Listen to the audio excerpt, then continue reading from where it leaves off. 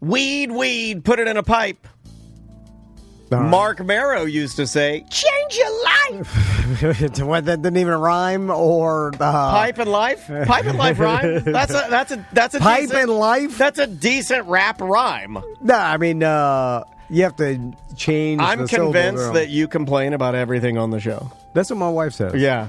I'm She's like, you're everything horrible I to say, be it's just when I say something, just understand he's going to hate everything that comes out of your mouth. I've noticed that the good things I like. That's what I tell my wife. I was like, I wouldn't say you were wrong if I thought you were right. Anyway, Bud Docs. So if you want marijuana in your pipe, and you want that's a good tie-in. and if you want to get your medical card and do change it your life, legally, it will change your life.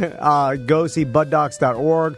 Dr. Shanlate will help you out. You'll get your money back. If you don't qualify, you'll qualify. Yeah. And you only have to go and see him in person once, and then the rest of the visits every 7 months is telemedicine. Well, it's super easy. It is really easy. And if you are looking to, look, we're making jokes, but if you are looking to cut down on alcohol, if you are looking for a way to relax in the afternoons that doesn't require any calories or you eating anything or something weird, talk to him about it. He will walk you through it. He has this thing called Bud Deals. He'll show you what to use, what not to use, topical creams, lotions for your back, trouble sleeping, pain management. There's medical dispensaries everywhere. All these dispensaries offer these deals, especially like for first time, first time customers. 60% off. Yeah. And then Dr. Chanlate will go over all that with you after, and you can go to his website, buddocs.org, go to Bud Deals and see all the deals. But anyway, if you want your card, go see him. At this point, hundreds of our listeners have. Yeah. And he's a great dude. You'll like the guy. Super nice man. Yeah. Very nice locations, top notch. He's a pro. It's buddocs.org.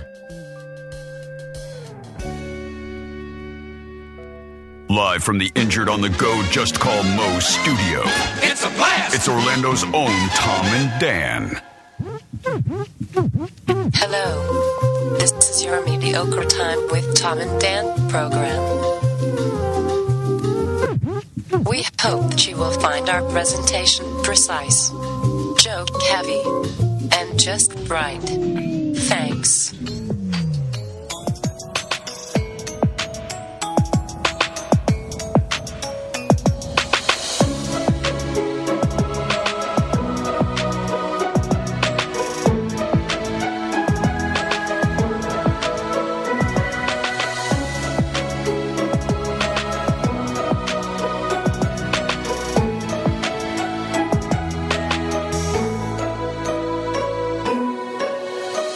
Welcome to the Friday free show of A Mediocre Time. Yeah, it is another A Mediocre Time with Tom and Dan. I'm Dan. I'm Tom. We have a special guest today. We got a woman in here. Comedian Amy LaCour is here. How you doing, Amy? Good, doing great. How are y'all? Very good to see you. Always better when we got a woman in here, Tom.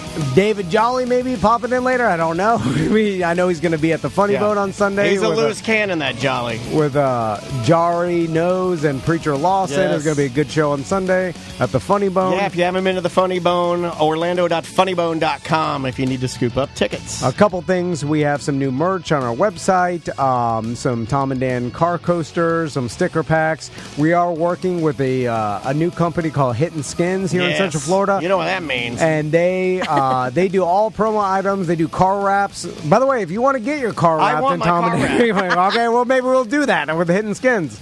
But they're going to do some new straw hats and a Tom and Dan sun shirt that Eric Merchman's been working on. So that's going to be coming out. Eric some love, man. Eric been working hard on this sun shirt, and he made like a tropical kind of a motif. He killed it. Beautiful. So good. Also, the Science Center, the brand new DC exhibit going on. They got summer camps, OCS.org. Yep. We've got the History Center. OSC. I'm sorry. OSC.org. Yeah. I was thinking OCLS, which is the library, which we also work with. They're doing the Melrose Pop Festival June 20th. Amy, 21st. did you know we work with all the institutions of higher learning? No, I didn't. That's surprising, right? The skin places skins too? The skin.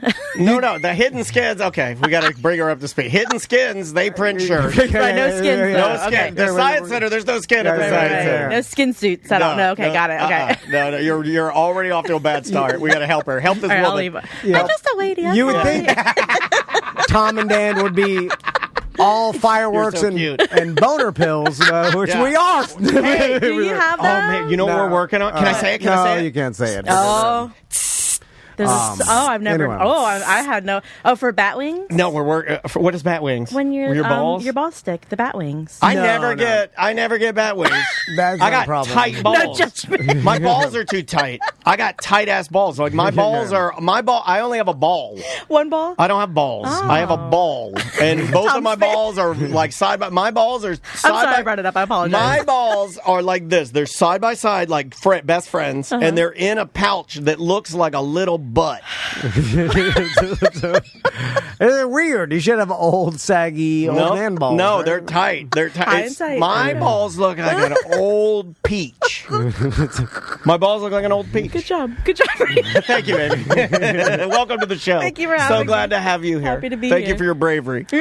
So, those who don't know Amy, you and I know we've gone over this on ACT before, so a lot of people have heard you on ACT. Yes. But and I forgot, I apologize. But you are or were a psychologist? I am a comedian now. What? Yes, I do stand up, but I am a licensed mental health counselor in Florida. Still counts. And I've been doing that for many years, and I got my master's at UCF.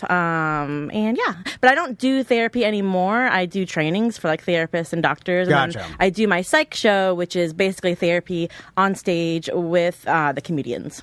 Gotcha. And Daniel was talking to me about something that he saw recently about, and what was it? Inviting yourself? Yeah, this is straight out of like. And are you familiar with Psychology Today? Absolutely, Is yes. like where because you're in that or were in that realm, Right.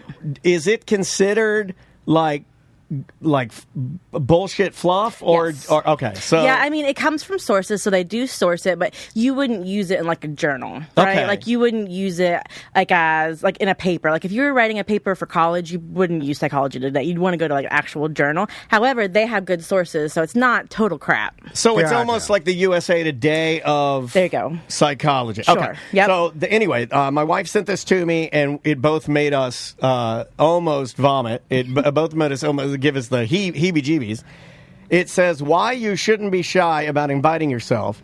And the basic, short of the long of the actual article is that we've all been in those situations where you're not being invited to something, or namely, and I see this a lot in dance, where Maisie, my daughter, will invite a select group of girls to do something, and then if one of the girls that is a friend of hers isn't invited, that the parent, namely the mom, will then call us or lean on us in a way to get like, it's okay if we come anyway, or like, I know you guys are going to No. Blizzard Beach, like, can you mind if we tag along? Okay, and, and that is a thing. Now, I've only seen it with adults asking for their children, but this particular article is saying, and I'll go to the part where they say it, they're like, should we always invite ourselves? They're like, no, we shouldn't. But they're like, the self-invitations, they get a bad reputation. Those who invite themselves and ask if they can join without having been asked first might seem a bit oblivious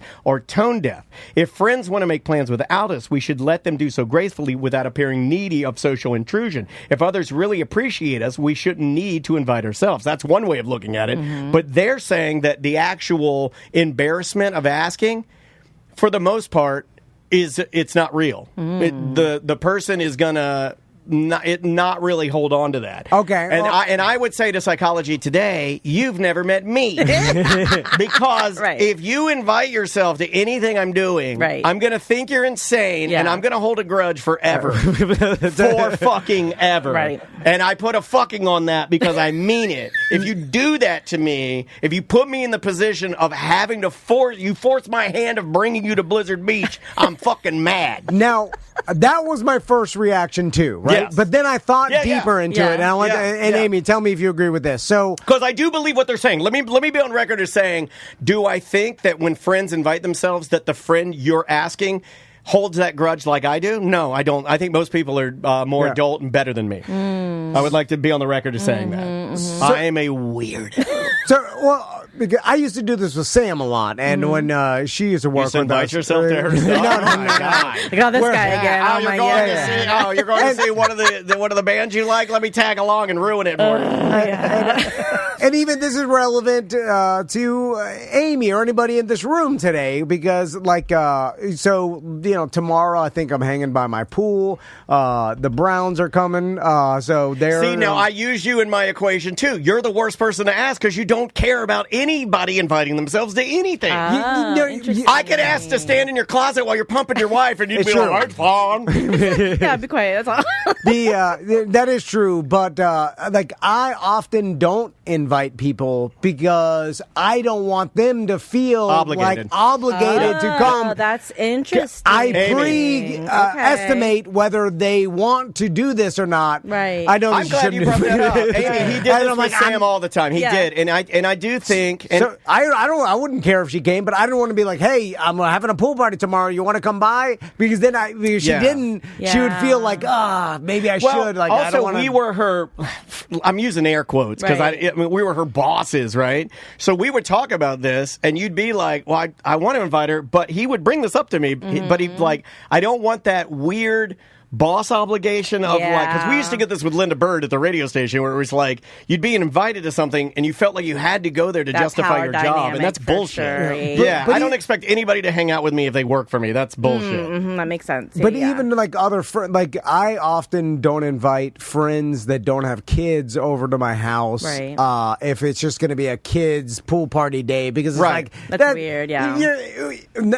You're welcome to come, but who wants to fucking hang out with a bunch of kids? I don't. If I didn't have kids, I wouldn't want to go to someone's house pre-kids. I mean, with a I bunch have of kids, and I don't like hanging out with kids. I can say yelling. I'm like, what the fuck? The question is, that's the thing. Do you not like being invited to places, so you don't want to invite people? Yes. Because every time you invite Amy, get off of her. It was like I felt bad every time Seth would invite me to one of his goddamn parties. He's gonna hear this probably. He's gonna hear this. He told me he stopped listening a long time ago. Okay, good. Just like Tony Palmiani, both of our wives, everyone. So you don't feel bad if you don't get invited to something. You're happy if you don't get invited. Yes. Yeah. Because then nobody invite me anywhere ever.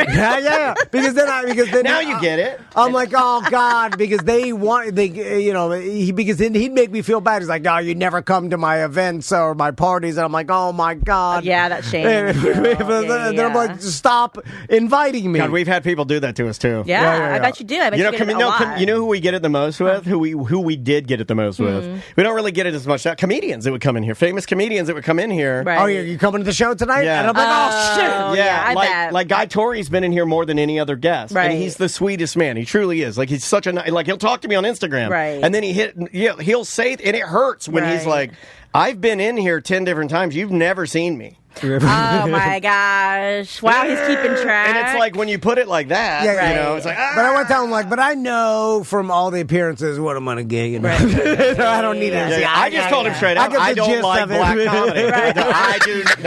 I did not say that. You won't get invited, so that's great. That's wonderful. So this article is insinuating that a lot of people are like me, and the fact that I'm not inviting people around me because I assume they don't want to come. They don't want to be there, but because I would be happy if Amy said, "Hey, I want to come to your pool party tomorrow." Well, that's just because you're horny. If any woman asks to come to his parties, I do have a kid though. Look, he doesn't care. He just wants happy to have people around. He just wants vagina bodies jumping in his pool. Well, I have plenty of those. I got plenty of those to bring to your party. Psycho. See, the thing vagina body. He's been trying to get swinging in his own home pool. I got plenty of that for you. I'll bring it along. For 2 decades, he's been trying to do that. I want people to tell me, like, party. "Hey, do you mind if I come by?" And like, "Oh yeah," because the more the merrier. So you like your space, and you like maybe the control of your own space. So people come to you versus you having to go do the unknown somewhere else. Maybe I don't care who comes over. Like, it's fine. Like, if you want to come, that's fine. Unless unless I don't like you and you're annoying, then that's impossible to Will they know? Will they know that? You tell them? No, It tells me. That's why I don't get invited very often. I know my place. I invite that all the time. No, here's what they say. Let me read this one little... There's one little paragraph in here I want to read to you guys because I think it's kind of interesting. It says, if other people would actually like us to join by self-invitation, why are we so afraid to do so? This fear comes from a different perception about why we're not invited. The potential self-inviter thinks the plan holder had considered inviting us, but had actively decided against it. However, in many cases, the plan holder had just been busy with planning, hadn't made a conscious decision not to invite us. Imagine a friend inviting a few people over for dinner. We might feel that they thought about inviting us but decided not to. In reality, maybe the dinner idea was spontaneous and they just invited a few people in the group chat and would be delighted if you came along. So they're really, what I got out of this is that this article writer is more like you than they are like me. You are always way more up for just spontaneous, down for whatever. And you are more like that. I am more like when the system changes in here, my whole fucking world comes crashing down. You know, so where's her data? Is there any data? This is all just her feelings. This is more like an opinion piece. An opinion piece. Okay, because that's the thing here is like, and I wonder how old she is. They throw a couple of references in here from like self-invitation, hesitation, how and why people fail to ask to join places. And is she younger? Is she a Gen Z? She looks to be, yes. So I think a Gen Z individual might have more of this philosophy because younger people are like this. UK professor. Yeah, but like younger people are like that, and I'm like, ugh. As someone that's raised by a boomer, you don't do that. You have manners. Thank you. You have a system to things. Thank you. And I know very well who I invite and who I don't invite, and they very well know why I invite them and I don't invite them. However, everybody is always welcome to come by. Like if I'm at a house or someone come on by, but I would never invite myself somewhere that I wasn't invited ever. Unless it was for work. Like for this, I'm like, hey guys, can I come here to promote my thing? Oh, we want you to invite yourself right? here. Yes. So that's one thing. But I don't know. I would never put myself in, I would never want to put someone in that spot to say yes or no to me or my kid. Because if my kid's there and they don't want him to be there and they're going to be, all those mean girls are going to be weird to my kid, never. I could never do it. Like it reminds me of when Ross asked multiple people to open. Oh, Dave Coulier. The most awkward moment of my life. It was so bad. Like sitting there with the Mr. Cut It Out himself, my goddamn childhood hero. It was the biggest celebrity in my life. Is that the one that got you? I'm like, I can't even believe I'm fucking talking to Coulier right now in Daniel's old house, or actually his house now, the old studio. Really? But Dave Coulier, just because his house looks better than mine, he shits all over my house. And then we're talking, and then fucking Ross, after we're done, and he did it weird too. He's like, excuse me, can I ask you something? Cut it out. Ross McCoy did that? Ross McCoy. My favorite, Ross McCoy. And then he's like, can I open for you, Coulier? And then he's like, oh, no. Oh my God. And then I'm like, oh my God. Like, you shrunk. You were like, I wanted to jump out the window. Yeah. I wanted to scream, no. I wanted to scream, no. Oh my gosh. Stand-up comedy is different. Ross Stand-up comedy is different. Such fat. Like, how does he not care? You remember I told you when we started the show that I have one ball. Yes. And it looks like a butt in a tiny sack. Yes. Ross, on the other hand, has a ginormous 2 mega testicles. You have to boys. For stand-up. Yeah. When you become a stand-up, you have this different ethos about asking, and it's very difficult for me. Even in the world, like I don't want to ask to be on shows. I hate that feeling. But I'm thankful for social media because I can do it, and if someone ghosts me, I don't care. But doing it face to face, I can't. I can't. Okay, hold on. But you're touching on my next thing. Did social media create this?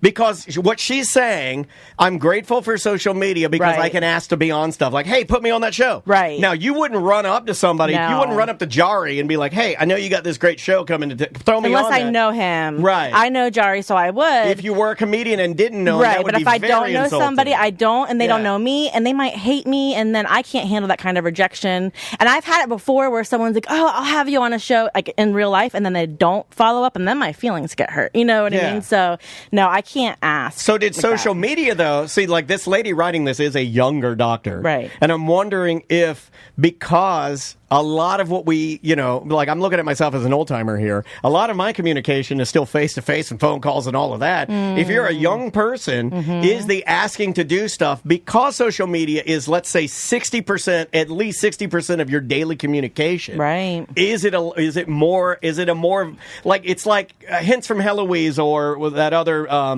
Ann Landers, it's like relationships with manners change. Yeah. Taking your hat off when you go inside a restaurant, stuff like that. It does move. It's not. Well, because on Facebook you see an invite, and so if it's like an open invite, you're like, oh, that's an open invite, right? But then if there's a private invite that you saw, if it's private and there's only like a finite amount of people, I wouldn't ask. But if it was like an event or something, I'd be like, oh, I would like to go to that too. So I think it just depends on how many people are there. And then, if it's like open to everybody, or if it's just like 6 people and I didn't get invited to the front. That's happened to me, and I'm like, well, you know what? That wasn't my time to be there. You know what I mean? Like, I'm not going to be weird and asked to be there. But what if they just forgot to invite you, but they would love to have you, but I've done that before. Or they assumed you didn't want to go.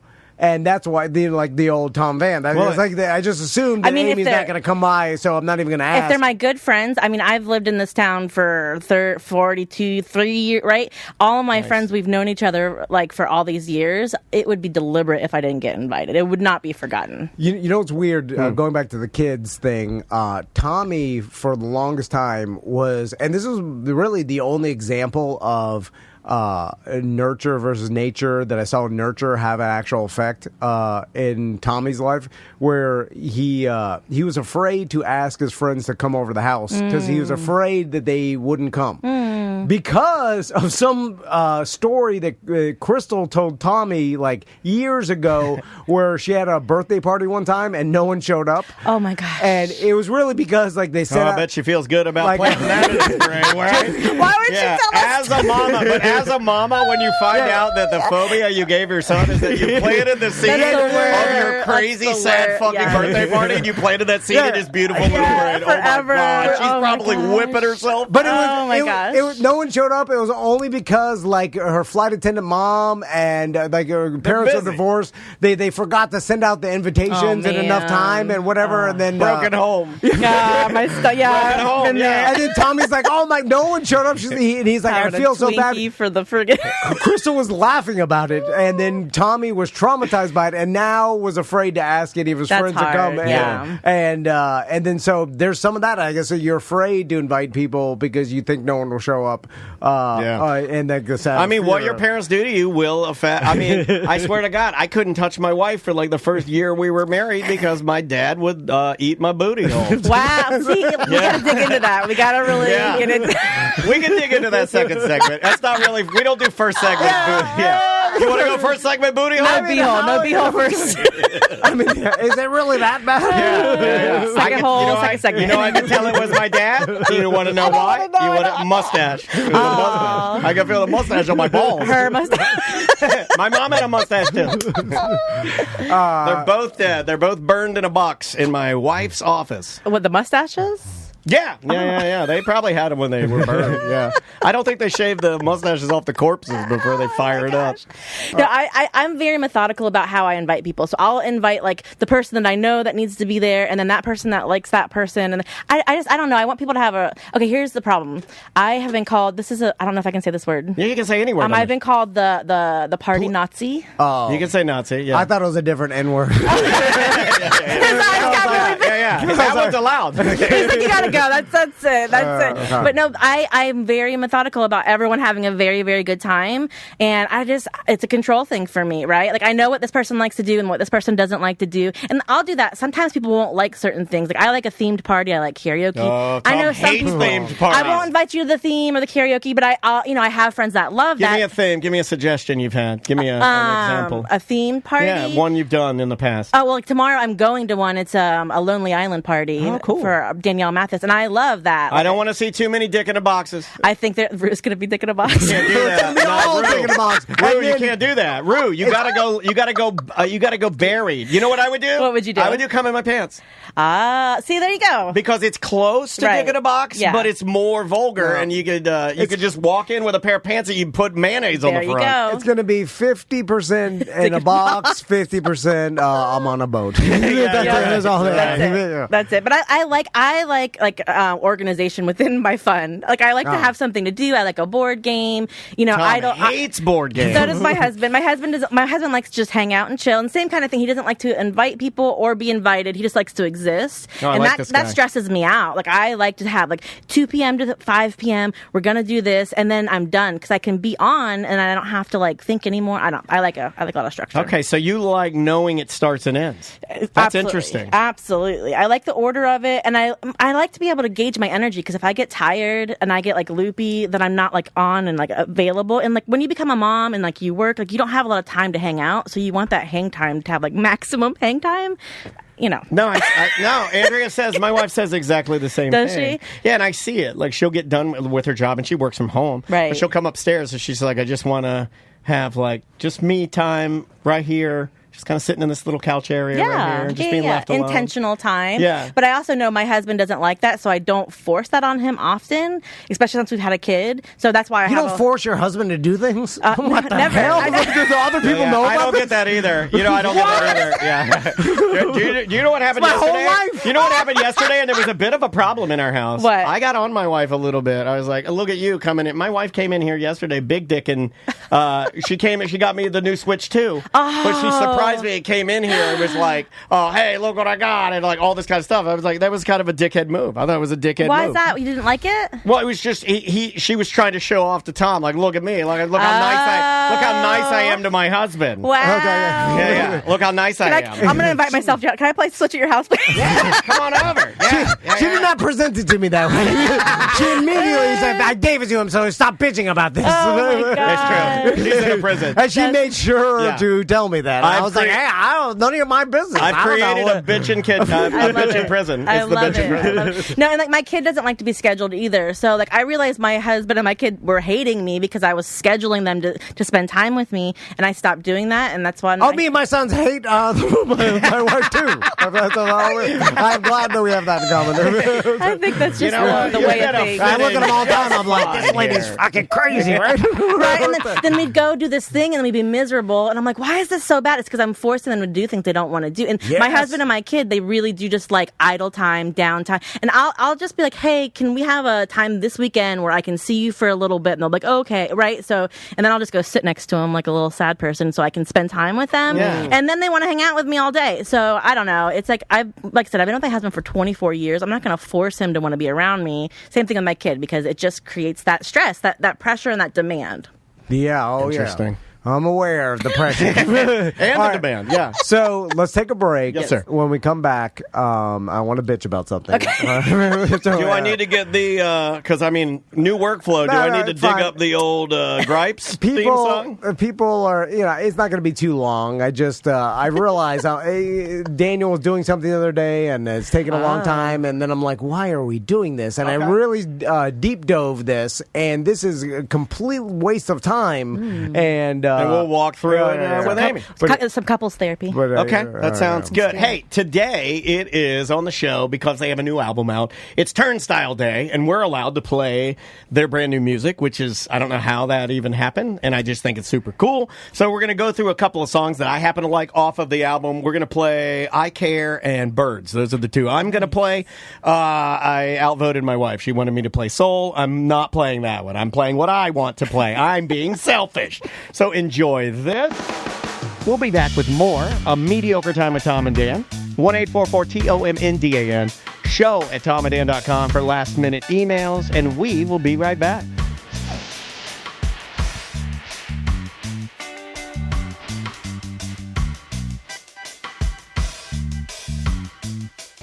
Sexual wellness, I would put on par with mental health, physical wellness, as far as quality of life. Let's talk about it. I mean, in the bedroom, there's no reason, especially in this day and age, to be bored.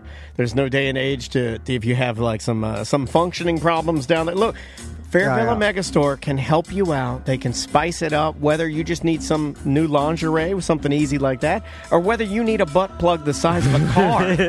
No, I'm being serious though. Like, if you want to go hardcore, some massage oils, and or if you want to tie them up, they have all of that. I'm really just trying not to say mild to wild because that's the thing. But their staff is incredible, and they've been doing sexual wellness, lingerie, costuming, roller skates, festival wear for over 50 years. Yeah, in the internet age, that's what we're at now.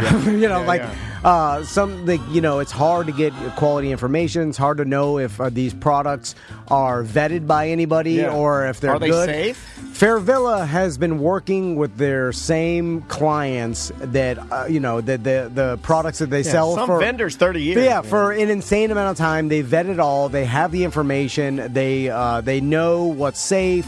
They can give you information. They can give you products that are quality, super high quality that won't possibly hurt you. And their parties. They have parties and education. I mean, just anything regarding your sexual wellness or improving it. Fairvilla Megastore, I would say. And tons of locations around Central Florida. Their Megastore of OBT. There's locations Secrets Hideaway in Kissimmee, over in I-Drive on the coast, then in Palatka, in Palatka. Sanford. Yep. Tons of locations. It's fairvilla.com. Finally,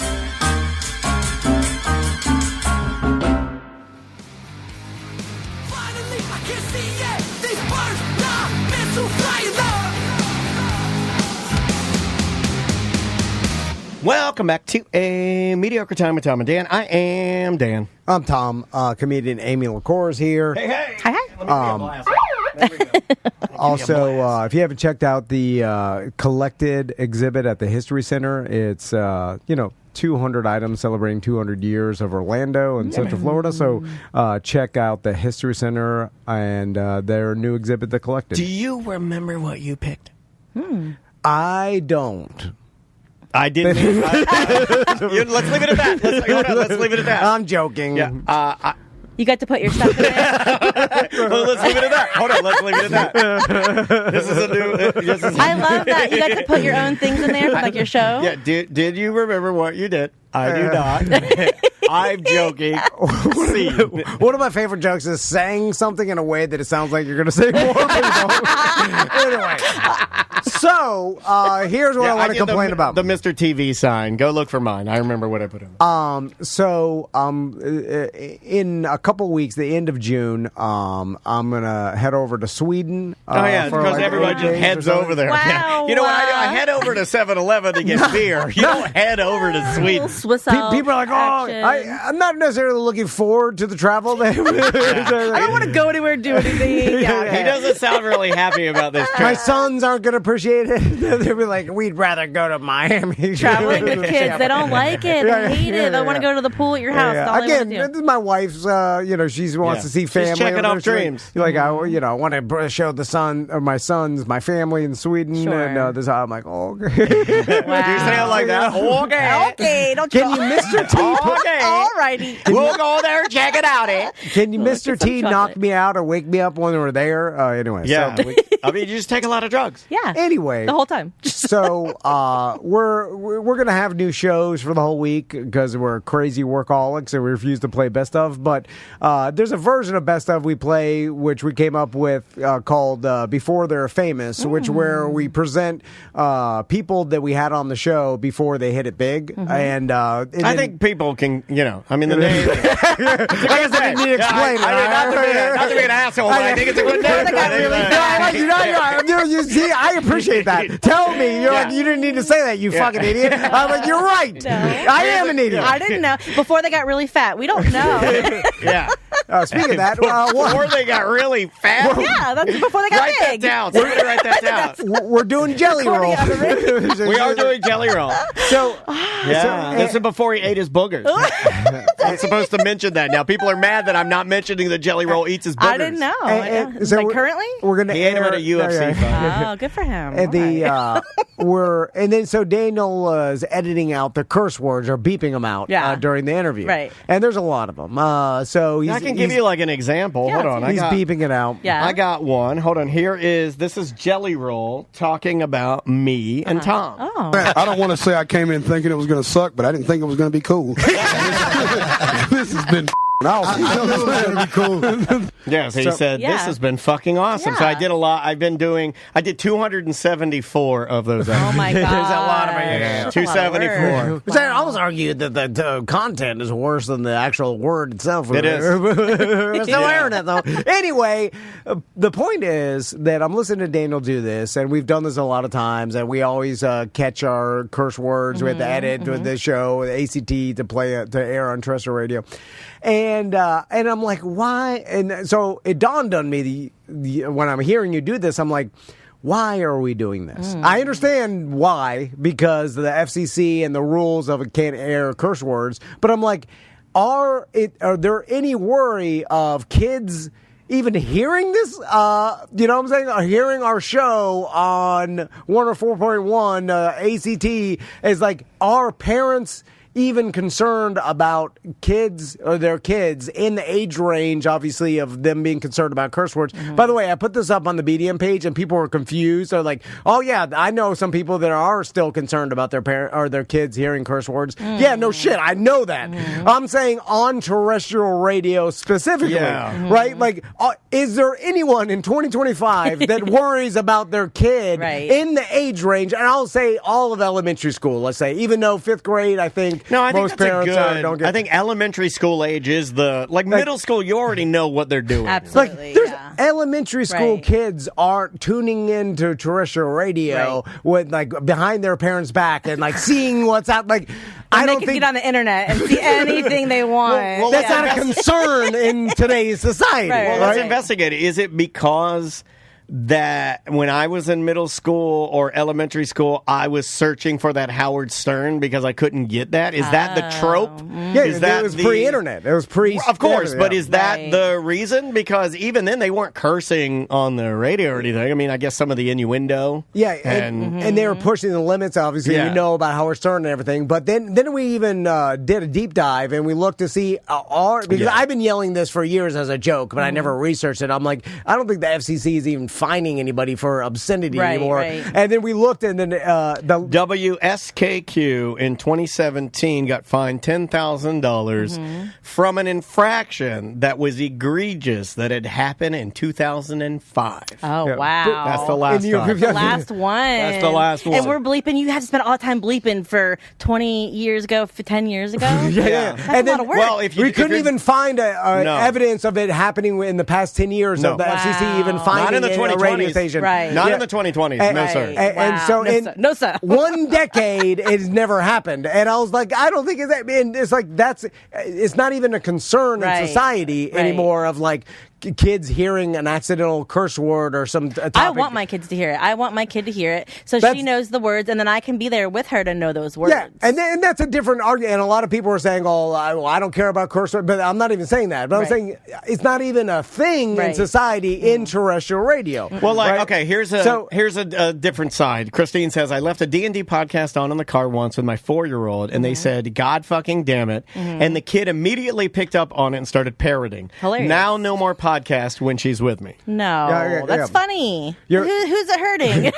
But you're listening to a podcast, which, by the way, in podcasts, there's explicit and there's non-explicit categories. You know what you're getting into. And that Apple or whatever make you put, and we have to abide by that. Do. And that's okay, because that's consent. Like, you know, like when someone's tuning into one of your shows, they know they're going to get more adult content. You're not a kid's show, right? Yeah. So I think that's the part of it. If it's consenting and you know that your listeners don't mind the F word or whatever word, then you should be able to say it. Yeah, it's on demand. And then I understand, like, in someone's argument may be, well, it's terrestrial radio, so it's implied that there is no cursing. Therefore, it's safe. But our content is way worse than an individual word. Right. And no one would be listening. And maybe there's some people who are like, I listen to ACT because there's no curse words with my kids in the car. I've heard that before. But have you heard what we talk about? You want them to hear what we fucking are talking about? Good point. Daniel says eating it all the time. We're just talking about eating butthole. But we can't say asshole, but we can talk about eating a full butthole. You can't talk about We can't say butthole? No. No, you can't say butthole. But I can't you say shouldn't say eating a Yeah, butthole. but you shouldn't say butthole. They don't like it. They don't like it when you can't say my but butthole. anyway, They don't like that. If I want to eat a donut hole and I want to call it eating a D hole, Yeah. You could say eating a D hole. You could say eating a B hole. You shouldn't. you shouldn't. So I even called Jack this morning, and I'm like, we're saying shit on the radio. Yeah. No, And he's like, no, you're not. He's like, we Yeah. cannot. And I'm like, I think we can. Yeah. And I don't want to prove it. He was like arguing with him. I'm sitting over here to hear him. He's like, well, that's where I think you're wrong. And I'm like, oh, God, what's he doing over there? We're going to announce a date. Me and Dan were Yeah. talking about this. We're going to announce a date, and we are going to say shit on the radio. are. And nothing We're going to get it is going to sponsored. happen. I want to get it sponsored by Mo. I want to. Can shit sandwich be part of it? Yeah, you want to host it? You can host it, and it's shit sponsored by DeWitt. I can't wait. I Oh my think gosh. Telling you. And then we even looked it up further, and apparently shit isn't even really a finable offense. Sponsor our shit, Mo. Yeah. Get it? I Get need it? a sponsor Sponsor for our the shit, show. Mo. Our Yes, shit. yes. Get it? Yeah, Get it? It's just, God. The best comedians say get it. You get it? You know what I mean? Yeah. You know what I mean, Martin? Amy, does it? Daniel knows this about me. It drives him crazy. It drives me insane doing something for no reason. Absolutely. Well, let me. I want to put an exclamation mark on something that drives Tom crazy, just in case you might have missed it. Right. This fine was 2017 from an infraction from 05. Right. Yeah. 20 years ago. That drives Tom insane. Yeah. The amount of dragging your feet. The letter of intent that I have an LOI. That's how. When the FCC back in the day, I should say this, back in the day when the FCC would take action upon a radio station, the first thing they have to do is email the radio station, the DJs that are in charge, and this is the way they used to do it, this thing called an LOI, or a letter of intent. And you get the letter of an intent, and it basically outlines what they think you did wrong. And I have one of these from an infraction that me and Carlos did back on the Monsters, and I still have the letter somewhere, but what's funny is we got the letter of intent. The station got it. They never acted on it. It never even made it. It never got there. Yeah, it's like a cease and desist. It's like it's literally a nothing. Yeah. It's a nothing. It's like, I mean, that's the thing about so much of like the legal system. It's just like doing paperwork to do paperwork for someone to have a job to so that stuff. Like bureaucracy drives me crazy. Like I hate that too. And I believe in freedom. I like that. You're a patriot. But also it's also like, is there any kids, elementary school kids, that are going to terrestrial radio to consume it beyond music? Here's the thing. I understand music of like, oh yeah, my kid listens. Like listening to talk radio. And people are bringing up like, oh yeah, safe for little ears. Like I know people that listen to that because it's going to have no controversial music, or it's going to be. What kind of kids are we raising? But I understand that too. But the thing they're going to hear it anyways. Like, teach them about it. And why is one word better than one bad? Why is one word bad and one isn't? Because some white man told me that I can't say this word. I want freedom. It's all absurd to begin with, right. But I hear what you're saying. Like, is a kid going and tuning in to hear you all, and then if they hear the word shit, is it going to like crush them? No. No parents are worried about that. Nobody in society cares. So you're not warping their minds. You're not hurting them. Now, if you were saying again, it's the content. If the content is really like vicious or mean or scary, like I remember listening to Howard Stern and being affected by it. Yeah. Because he was awful to people, and he was off. Not always, but there was times where like, oh no, should women be having baloney, hit at their butt? I don't know. That kind of stuff. I stand behind the baloney, and I'll tell you another one I stand behind too. I was talking to my wife. Baloney in the butt. I was with my wife last night, and my wife and I were talking about Howard Stern last night. Oddly enough, this is crazy. This is coming up, and I'm circling my wife's cellulite with a grease pencil last night. See, that is it. And then when you see that as a little girl, you're like, Baba Booey. I would have no idea what cellulite even was. Great, that's a joke, man. This is what we're here for. We're going to be a Howard. So that's the thing. That kind of content for me it did affect my brain, but I also knew what I was getting into, even at a young age. So again, I think it's like if your kid's just sitting there listening to radio, where's the parent anyway? I don't know. I think there's. thought to it. And then do you think there's ever been a kid that sat down and listened to our show and heard a concept they shouldn't have heard? Absolutely. No. Well, maybe. Probably. No, why? Kids are consuming. Yeah, I don't really think radio kids podcasts. listen. You don't think any? I think occasionally there'll be elementary school. Maybe no, not elementary. No, because I don't. You don't think have any demographics that you can see, like pull it up. Not from Clear Channel or iHeart. No, but even our own. There's no way to know really. I guess but it just I don't. That doesn't from having kids and being around kids, they're not consuming talk podcasts. No, non-video content. My kid hates it. I can't put any talk on the radio or even like a podcast. She'll get mad. So does Maisie. Like Maisie will even hear me on the radio and be like, "Can we listen to Hits 1?" Exactly. Thank you. Yes, we can. I can hear this at the house. Yeah, exactly. I hear it all. The Mr. Jokes. Oh, great! It's Mr. Jokes, funny, who's not even funny. But then also like there's plenty of unregulated internet content that's for kids that I feel comfortable that they are not going to jeopardize their own business by putting something inappropriate on their channel. Right. Because I know how business works. It's like, why would they screw themselves? Right. You know what I'm saying? Like, so I'm taking a chance, but I feel like it's such a small chance. Like, could one of these YouTubers like say something absolutely horrible that I don't want my kids to hear we even got now? People saying they think this is Miami Friend Syndrome. What's that mean? What? Oh, so they? Yeah, Christine's saying this is just more Miami Friend Syndrome. I put this up on the BDM page, and there was 100 comments, and nobody said, "Oh, my kid does. My elementary school kid listens to terrestrial radio all the time." That doesn't happen. It doesn't exist. It's because you speak in like there's none. I think you have to say things like, yes, one may have heard it. It's not our demographic. But it's not our demographic, and they're not seeking it out. Well, that's why I asked. Is there anybody, elementary school kid, that turns on terrestrial talk radio because that's what they enjoy? I don't think so. Like, I understand the music. I can't see it happening. And then it's like, it'd be so boring to them. Right. Well, I don't even know how they'd find it. I mean, even if they accidentally found it, they would be immediately I know for bored a by fact. it. Like, I'm really close to the situation. I know for a fact if I ask Maisie what station I'm on, there's no fucking way she knows. And she's seen the logo 1,000 times. She still wouldn't know how to find it. She's seen T-shirts. She knows what a radio is. But if I said, what station is corporate time on? She'd be like, I have no idea.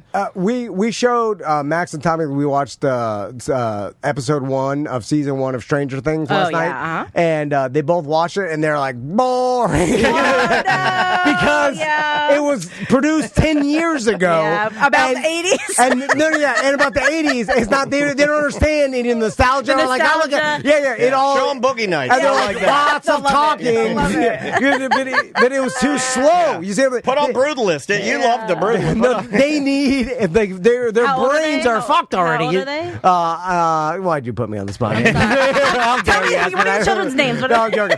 They're 9 and 11. That's a young age for them. They wouldn't care. Yeah, it's just so slow. And so, like, that's how, like, kids, like, it wasn't like when we got to see one movie every 2 months and it was a great movie. Like, we talked about Gremlins. Like, that was exciting because it's the only movie you saw. Now the kids can get it. The spacing out of amazing content did make content amazing. Right. I've thought about this a lot. Yep. It's really why I know the chat room's probably sick of me saying this about the new King of the Hill reboot and the fact that they're dumping all the episodes at one time. Are they really? I hate that. I know. I like to watch stuff weekly. I really think if we give things a little more space, that they will be valued more. I agree. But we don't have time to do that.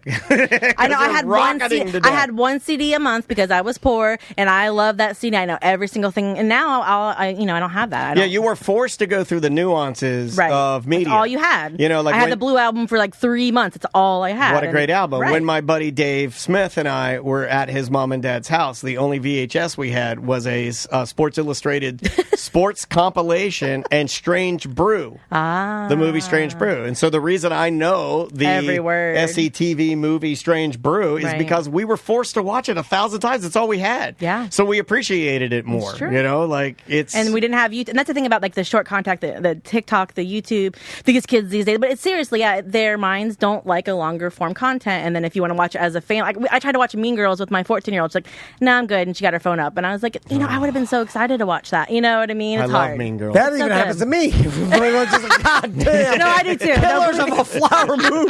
Bubba teeth crap reel. It was slow. so good. It was like 3 hours. But, He just said Bubba Teeth the crap reel, and I don't think he meant to say that. I was like, God, it's a good slow. movie. It's such a good movie. I mean, like, yeah, but it's so slow. I have tears flying out of my eyes. For goddamn Bubba art. It's so long. We're all affected by it for sure. But you know, that's the thing. When we talk about it with radio, though, like my kid does leave her radio on all day, so she could technically find it, and she knows how to get to things. But she wouldn't. No offense, listen to y'all. She's 14. She doesn't care. She doesn't care. You know, she doesn't care. And if she did, she knows all the words because we've never censored in our house, even when she was little. At least words. Like we don't talk about sexual stuff like gratuitously, but I want her to know all those words so she understands them. Because again, in the 80s, we weren't taught anything, so we were saying the wrong stuff and the weird stuff all the time because our parents didn't talk to us about it. Yeah, you know what screwed us up? Because I could have been everything I've said on the show. Mine was my dad eating the Bootie-Os. I mean, I'll do it. I mean, I'll start. Are we going around the room? Yeah. Me first. I think mine was the mustache on my butthole. I'm gonna be so sad if this is true, and I'm like joking about it. Like, hard to eat breakfast with your dad the next day. You're like, oh, Bootie-Os. Bootie-Os. You know what? I'm going to name the show Bootie-Os in honor of you. Yeah, you got the name of the show. Anyway, I forgot what I was going to say. I don't remember either. Yeah. No, but I do think there's a lot of truth to that. I'm not going to say that no kid could wander in there, but I just know kids aren't searching. They're not searching us out. The fact of the matter is that you have to bleep 200 and something things because of something that doesn't matter. It doesn't exist. Yeah. That's what's upsetting and annoying about many things is like, why are we doing this? Why are we spending this time? Also, why are you messing with your own content that would be better without the bleeps? That sucks. Yeah. That's a bummer. And I understand what the purpose was initially. Right. But what I'm saying is we live in a different time now, and we're still doing the same thing under the same rules and regulations. Right. When I passed this idea by Jack, and it blew. He was like, "What the fuck are you talking about?" He's like, "We cannot put that." And then I'm like, it boggled my mind because I was like, "Are you live in the same world?" Well, we got to figure out. We got to figure out how to do it. It can't matter. We just got to figure out how to get it sponsored and just do this. Well, yeah, I'll be willing. I'll be like, we'll say shit, and then if we get fined, we'll pay the fine. Yeah, $10,000. Yeah. I'll put it in escrow. Yeah, because I guarantee it won't happen. Like they have too many things. You got to. What? They're like, what? I don't even think they do it anymore. But like I said, it's been 10 years. Right. Like for sure, now Chris we will Ward has feel gone bad out on the radio. if we got a lot of attention for doing this, and then the FCC just out of spite does it, and then we have to pay the $10,000. We'll be like, make it worse. That was a like hell nobody of a was bit. watching and making them watch. That now. was a weird bit. Right. I was listening to terrestrial radio on my boat one day, and they played songs with curse words in it. Yeah, I think it's happened many times. I think it was by an accident. I don't even know Tom, what. I've played songs on real radio that have curse words in them by accident. Right. I've probably cursed. Yeah. I'll give you a number. I bet you that I've actively cursed on real radio or caused curse words more than 50 times. Yeah. It doesn't matter. It doesn't matter. But we're still putting the work to do it. For whatever, for what? Yes. For what? Right. Anyway, let's talk about the Switch 2. So, oh God, I'm so addicted to it.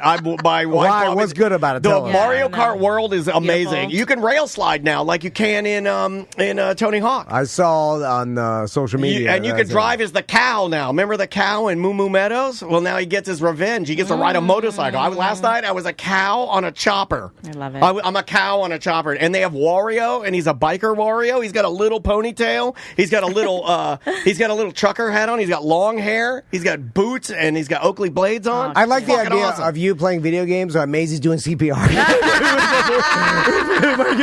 She's like, "What the fuck are you?" Dad's playing baby games. I'm only going to save lives. That's exactly what happened. My daughter she went to babysitting camp.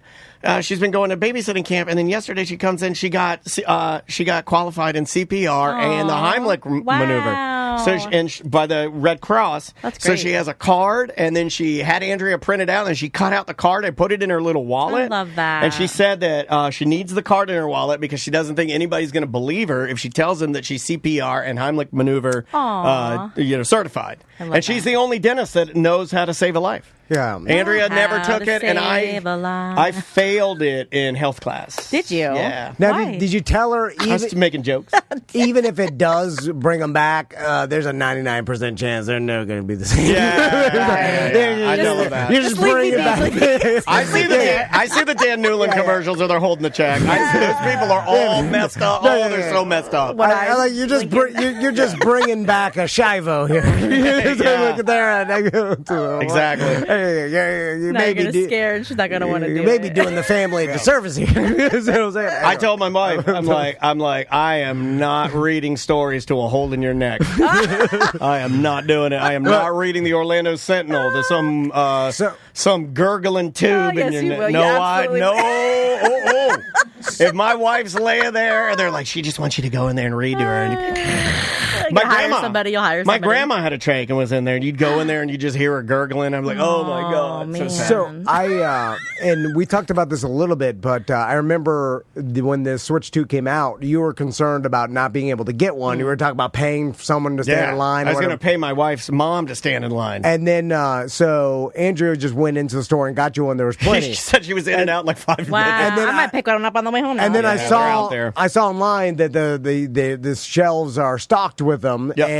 And is this, and I'm just thinking about this now, is this a direct result with online games like Roblox and stuff being more popular? Oh, consoles are down. Yeah. I mean, I wouldn't say it's Roblox, but I would say that PCs, like what we bought, this Omen down here that we use for our cameras, PC gaming is where it's at. That's where the future is. That's where everybody's going. And phone, stuff on your phone. Everyone's on their phone. And your phone. I mean, but like, I really think the consoles days are, I don't know. I'm a console guy, but it's old man. We use our console for everything, though. We use it for like our TV. We use it for our. Which what do you have? We have a Switch, and then we had an Xbox. My husband always gets all. I'm an them, Xbox guy, right? And so we use it for everything in all the rooms, and so we use. I mean, that's what we've always used. Yeah, me too. Me and Andrea. That's funny. Like exact same thing, but most of my friends do not. So, but think about how like social media and the way algorithms work with the globe and how that affects entertainment and video games. For instance,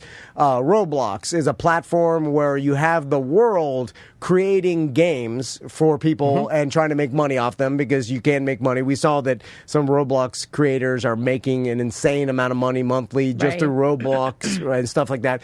So you've got seemingly tens of thousands of humans creating games, and then only the best rise to the top. Yeah. And they're vetted by millions of users, and then they take the best and write similar with memes and hold on, and reels. Hold on, let's not say best. Let's say most popular. Most popular, yeah, because they're definitely not the best. Games. The games are typically, and I'm not dissing the games. I'm just saying I don't see them as games. They have very little value to me, but they are the most popular. Well, for Roblox, we banned it in our house. What? Yeah, that's one thing we did ban because she was becoming very obsessed with it. Also, people were able to contact her in a different way. With Switch, I can be really mindful about who can be her friend, who she can talk to. And Roblox, they can contact your kid at any age, even with like. I write letters to children on Roblox using my penis. I know. You can do anything you it want. was you? Oh my god! It was me. I only type with my penis too. Son of a gun! So oh my gosh! Typos in there. I'm you gonna know call why? Right now. You know, I'm uncircumcised, so there's a lot of S's.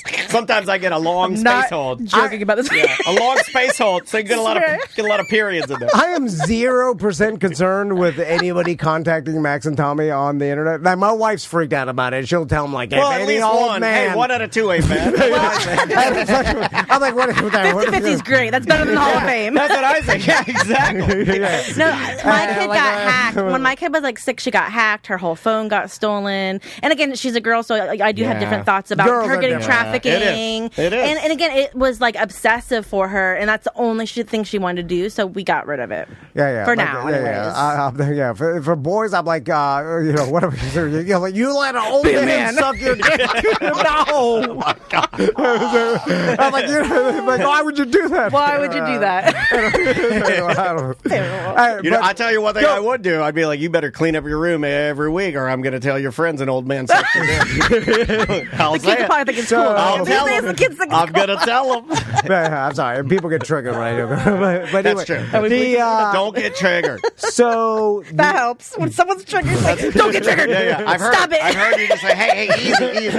Relax. Breathe. Relax. Back to competing against Roblox and these other online games is how can one company compete against another platform, letting the entire globe tell them what's popular. You see what I'm saying? So like you got Nintendo, where like, hey, we're going to create this cool game, which I know it's going to be cool. I love Mario Kart, and Mario Worlds is going to be cool. But then you have they're just one company, and they've got the R&D and stuff like that. But Roblox isn't about the games at all. It's only about it's really Roblox might as well be another social media company. Right. Yeah. But that's what I'm saying. The games, they're not making money on games is my point. It's like they're not in the game business. They're not hiring a person that went to school that loves games. Yeah. Right? Like when you play a game on Nintendo, we're talking about Animal Crossing. I loved how it looked. I loved how it played. I loved how it feels. It's really well thought out. It's all thought out. And it's art. It's a part of art. And so all these people are creating this beautiful piece of art. And it's the same thing. We're talking about like a movie. Like we all love Jaws because everyone spent this time making it beautiful. And then when you just go to like YouTube, it's fine and it's content, but are you going to remember that 20 years from maybe not? It's fleeting. It's very much a nothing. Right. And that's, me and Dan, and it's hard to say one's better than the other, but I will say business-wise that competition, like you cannot compete against the world and the hive mind of the world. It's kind of like, we know this in math. It's the hive mind will predict something better than one individual at all times. So what you're saying is like, don't try, just stop. Well, you can't compete. But I would disagree. Don't go to school to be a person that makes something beautiful. Just get on Roblox, make some shit, and like call it a day. Well, I'm not saying it's good. I'm just saying this is reality. It seems right. I would argue though that Roblox, the age, you do grow out of it. We're not seeing it yet. You don't think adults are playing Roblox? Oh, they are. They absolutely are. They're getting there for the kids. Yeah, I'm in there hammering out emails. I'm going to be so mad at you. Yeah, my sons haven't wanted the Switch 2. They know it exists, and they haven't been like, we want to get it to play this game. My kid's excited about it because we got rid of that because it wasn't good for her brain. And it's basically like, having vegetables. That's a Switch, and instead of candy all the time. Yes, and I want her brain to be ready and obtaining that information. And then when she's older, she could be on Roblox. Roblox to me is just like a connection to your friends where you can just talk. I don't really. The games to me are not even. It's not even games, so I don't even think of them in. I don't like casino games, but really, I don't put them in the same category. Like games.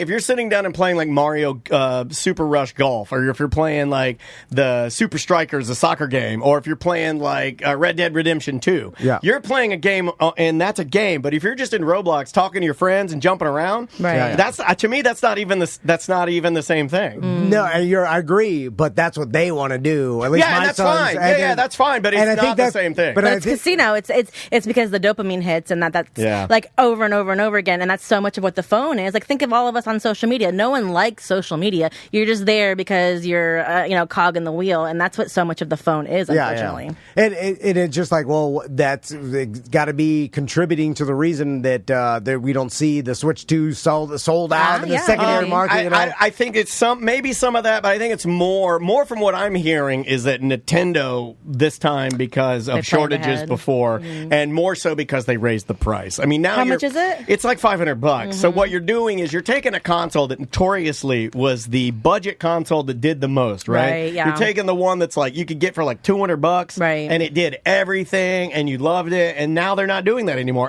Their Pro controller is $89, $90. You can't use your old controller. You can, but it doesn't have the chat button. There's a couple other programmable buttons you don't get. But I think they're pricing themselves up. I think the tariff thing that people like to talk about, like, scared people. I'm not saying it's a reality, but I think it did scare some people. And I think Nintendo put a bunch of, like, from what I understand, Target, Best Buy, and Walmart got just tons of them to be prepared. It just and it's To me, though, there's got to be another reason it just doesn't sell as well. I know, because you'll win the argument that way. But to me, there does not have to. Fix this problem. To me, Amy, there does not have to be another reason. Right. It can just be my reason. Right. Well, no, but you were and worried it's a bad economy, was, though. People who's got money right now to spend on. I mean, you fancy people do, but people don't have money to go spend on extracurricular things. True. Yeah, but even in the housing recession, that when consoles would come out, they'd get sold out, and we've always seen that. The new console release, and then they were scarce, and then there was a secondary market, and it's like but we're all of a also sudden we seeing don't a little bit of both. We're seeing lines around the block. We're seeing GameStop in Orlando and Target sold out, and then we're seeing other places that have tons of them. I think it's going to happen with new games, because for me, I would buy it if there was a new Animal Crossing, because that's like the only game I play. And then I know my husband has certain games. Like if there was a new Zelda, he would buy it for this. That's how we kind of buy our consoles based on the game. So right now, my kid plays Splatoon. So if there was new games with it that were part of like that world, then that would get us to buy it. But right now we don't need it. We don't need Mario World. Right. So maybe Super Mario fans are buying it first, and then maybe as people want those new games, that maybe they'll go for it more. Yeah, because like honestly, I know your boys are all into Roblox. In my world, like I don't know any of the kids that play Roblox. Like Maisie and her friends they don't even play Roblox. What do they play? They don't. They're YouTube. Games? They'll do like YouTube, or she'll play. Oh yeah, they love YouTube. She'll play too. the Switch. She'll play. She likes to play the Mickey Mouse game on what's the one? Land of Illusion, where you're Mickey or Minnie and you bounce all across the walls. She'll play those games, but she doesn't like Roblox anymore. Yeah, well, she's also CPR certified. She's way better than all of us. No, not better. It's just like rich and fancy. We get it. No, I just certainly not either. Anyway, so also Daniel, you went to a Magic event. Yeah. And what was that about? I was bummed out. I just want to tell you a quick story. Magic the Gathering? No. I'm not a nerd.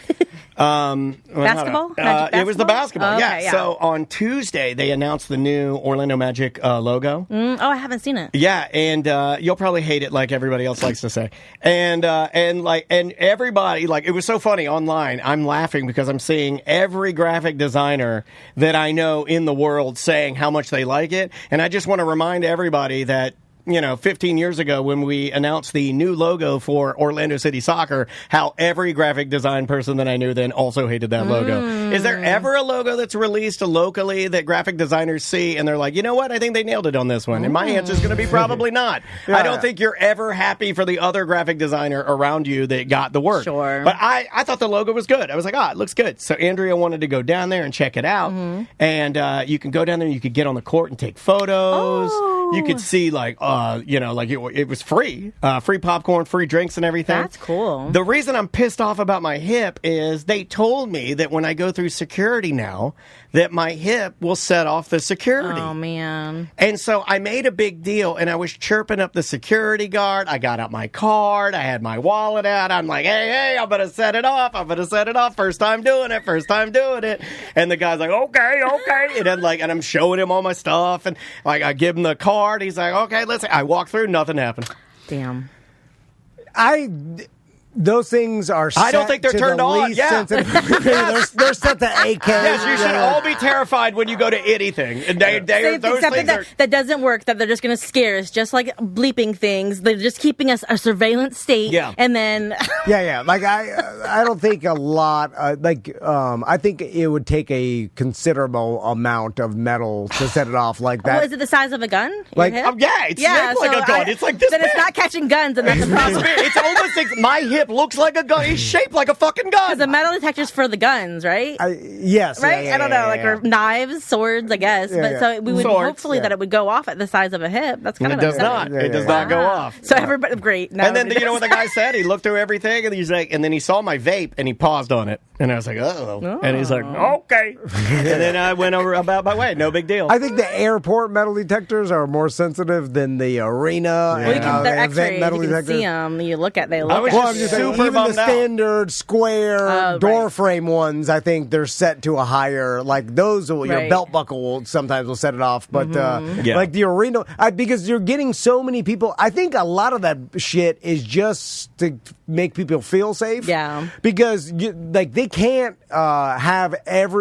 because every metal would set it off and then it would cause a backup. They'd never be able to get people in. Yeah, If I'm the owner of the Magic, I'm like, fucking turn those things off, get the motherfuckers get in there. If we lose Get a them in their couple to seats. gunshots, it's fine. Yeah, we need them in Get 'em in buying there. beer. Yeah. We have a logo to show. Let's go. Yeah, get them in there.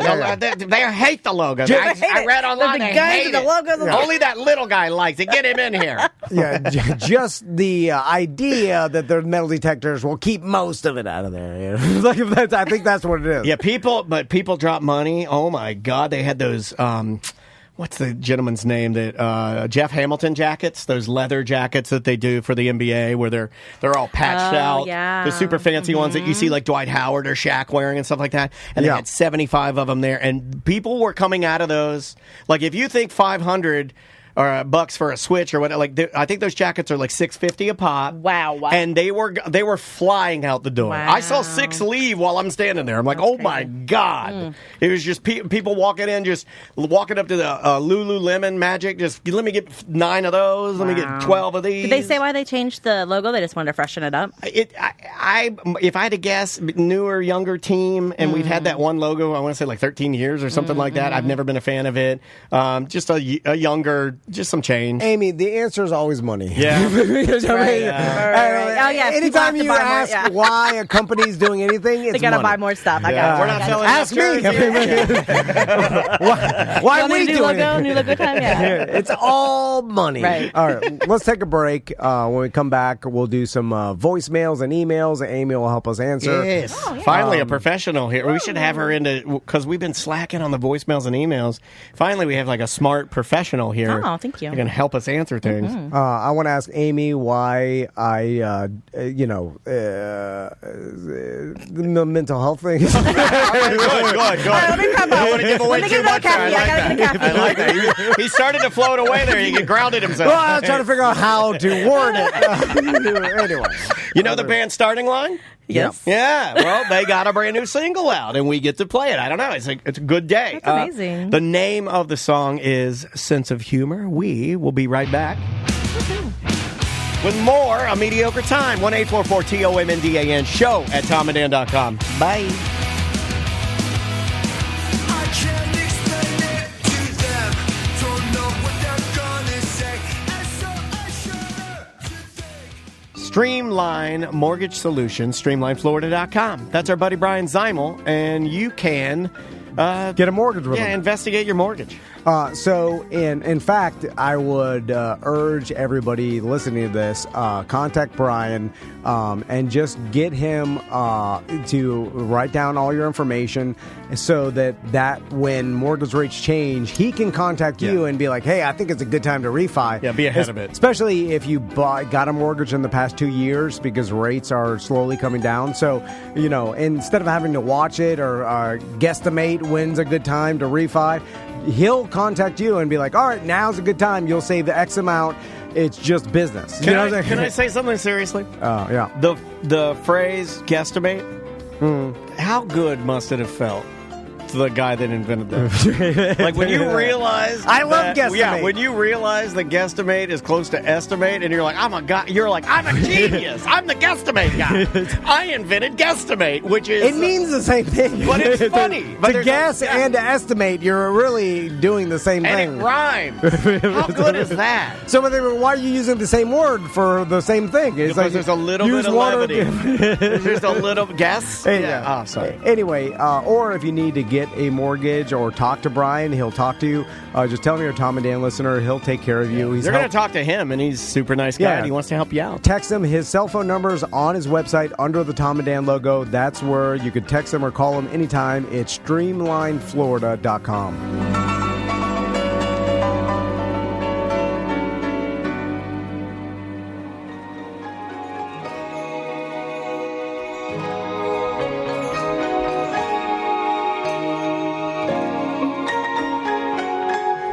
I love classic soul. Curtis Harding.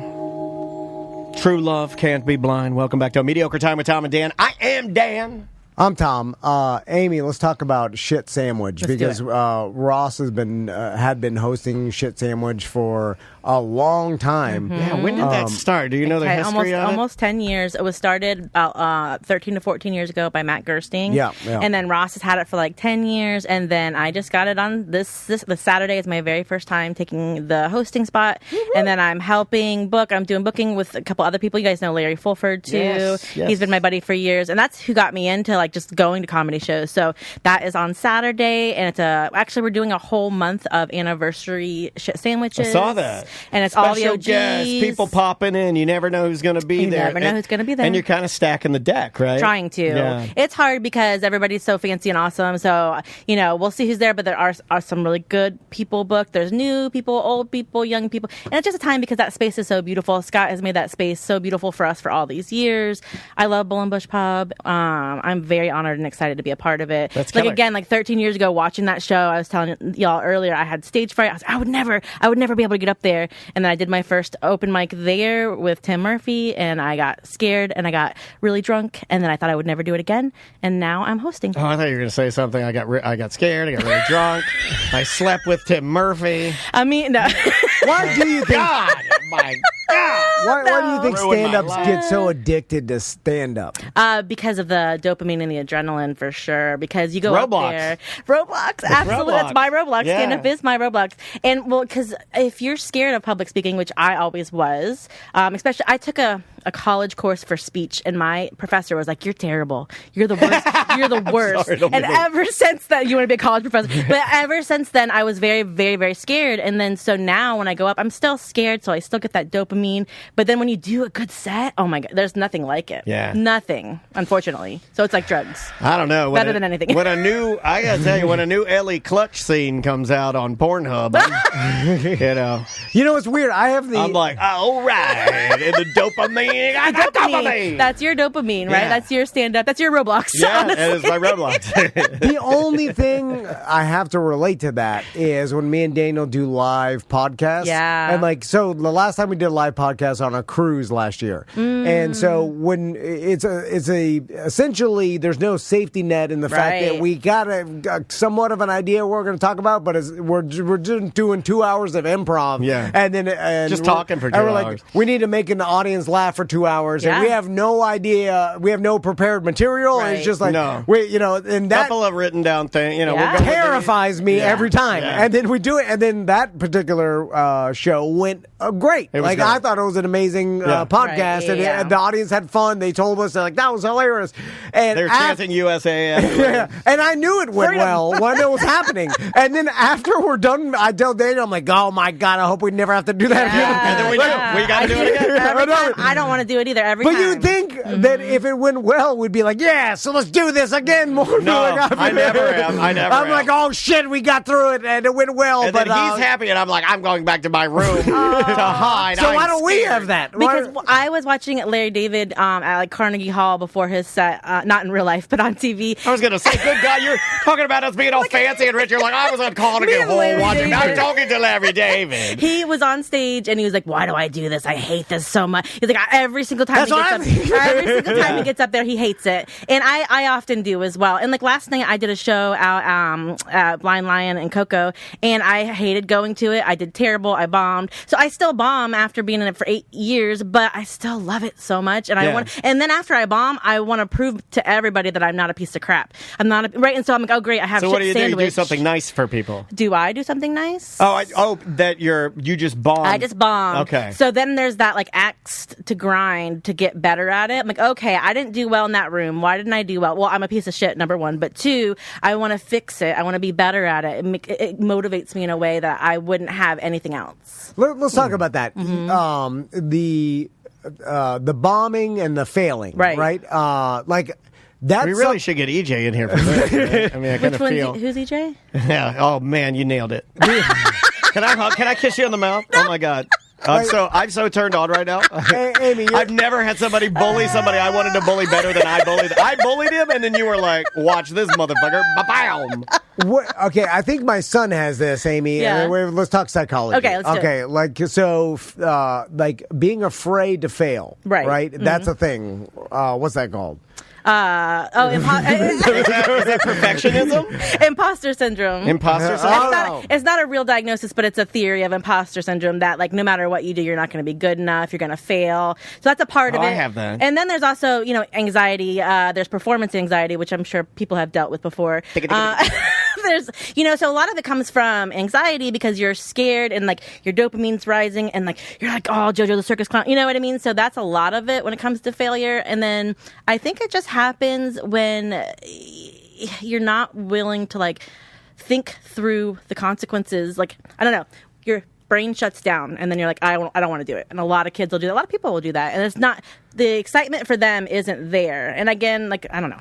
There's a lot to it. Could you? I'm talking out of my butt. Sorry. No, you're fine. You're fine. Because I'm trying to teach my sons how to not be me. Like a lot of because I don't want anybody to be me. Oh my God! No, like in the way that I've gone through life. No, seriously, listen. There's stuff that I do that I see Maisie has. How good I think I am. Right. You don't understand? I'm like Seth in the thing. I don't want you to be like me, super awesome, but I'm going to show you how to not be super awesome like me. I'm joking, but there's things that you wish you had that you're providing for them. I'm trying to recognize all these things that I've done wrong and like my flaws, so that I could nip them in the bud with my sons. You can't do it. You can't do it. They have to go through those things because there's times where I want to do that for my kid. Until they go through some of those steps in life, they're not going to be able to really truly learn that because you're just their dad. It's like, who's this guy? He's not going to be able to tell me anything, kind of thing. So, and I think Daniel's like this too, and maybe is why we are good at business together because, and I only thought of this because there are a lot of these things that line up weird like this. So I'm waiting to hear what he says. So if I ask you, when's the last time you failed? Oh, shit. Wow. I bet you Daniel's going to have a hard time thinking of something. Yeah? And someone, and my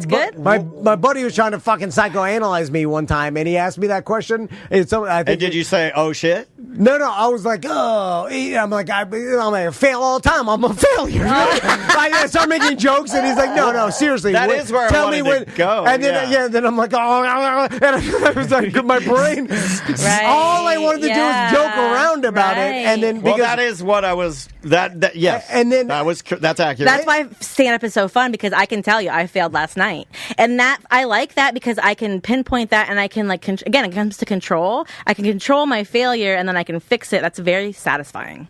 Yeah, but I had a hard time picking out individual moments, which I think stand-ups, because it happening real time where you're bombing, and then you could be like, I bombed last night, and it was fucking horrible. Right. And I don't never go through that. You won't put yourself through it. It seems like I bomb all the time, but in my mind, I haven't, OLE is one of the only ones that comes to me where I remember thinking that night, I remember honestly thinking after that event, I was like, man, maybe we shouldn't do this anymore. Oh, wow. Well, you fell asleep drunk. But I started rapping. I started dancing. I did not. I didn't stand there and people were like, boo. Everybody else but you knew the event was bad, right? I knew it. That's what I mean, is that we knew we had failed. That's painful. That could be painful. But you learn from pain is beauty. Like going through failure, I guess that's what I'm going to say, to tell your kids, there's such beauty in pain and failure, because if it's all good all the time, then it's nothing. It's blah, you know? But I think it's because of my fear of failure. I don't pick things that I could easily fail at a lot, except for that swimming goddamn thing.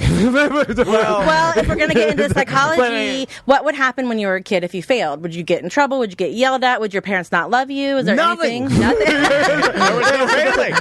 There was no failing. There was no expectations. Nothing. My mom was like, do whatever you want. Wow. Okay. So that's the thing. Like, I think, I don't know, some people that had big stakes, maybe that's different. But if you always had unconditional love, maybe that's... Didn't really have that. I'm joking. But it was just, but no, it was nothing. So, and then my son is often going back to didn't want to invite friends. Yeah. So I think he was born with that same weird shit where he I don't think you're going to put yourself out there as much because you're, it's like. But you do put yourself out there. I do. But you don't like it when you do it, right? But I don't like it, but I also if I'm thinking about it, there's rarely times where I specifically can look at like, oh, I failed at this, Right? You know, like the watering hole's not going so well. But that's a long time. That could be for other. You know what I'm saying? But I mean, at that we did succeed at it. We just left it up so long it's failing. I'm not on stage and people are and like I'm telling a joke and no one's laughing and nothing. Like oh, that's so painful. Yes. Like even at the back of the radio station, they're like, oh, it's your turn to do a bit. I have no experience. And instead of like actually failing, I turned into like I remember I turned it into failing on purpose, and that was the funny part. Right. Yeah. You know what I'm saying? Like bombing on purpose, and then I was like, oh, or leaning into that. And then I like twisted into, oh, that's a success because people are laughing at my failure. Yeah. So then it's not really failing. Right. Correct. You save it. So yeah, no, I think that, but if you hadn't added that last little bit of clay on there, I get it now. Yeah. And I think Daniel does, like, you're not putting yourself out to the opportunity. No. And more people should, I think. Yes. And I think it's I better should force for my you. son. Yeah, it's better for me as an entertainer or anything to try something that's out of my normal realm. Right. If it's better for me, it's better for everybody. That's why I hang out with Rue, right? Because Rue does weird shit like that. Like, she will, like she's like, for shit sandwich, you should come out in a cape with a bunch of little shit sandwiches on the cape. And then Ross comes out and, like, she just, like, will try weird shit. And she doesn't care about, and she doesn't fail, knock on wood. She just thinks about being creative and fun. And, like, she chases that dopamine high. And then I get that way, too. And so it doesn't matter if we failed because we tried something weird and fun and silly. So, and the one person that does get it, like my favorite is, okay, say I'm bombing, say there's one person laughing hysterically, I'm like, okay, if I can get that one person and 30 other people like that, then I created something that I was really excited about, and that means even more to me than not trying. There's another thing too. I saw. You weren't even listening to her. Oh my god! He's like, I'm gonna talk. He just vomited on his penis. Have you ever seen a grown man vomit on his penis? I have not. Thank you so much for sharing. He wasn't listening to you, and then That's okay. he was so disgusted at a woman of power, he vomited on his cock. Oh my god, I have so much power. Strong women make him vomit on his cock. Didn't sign up for this. Let's go.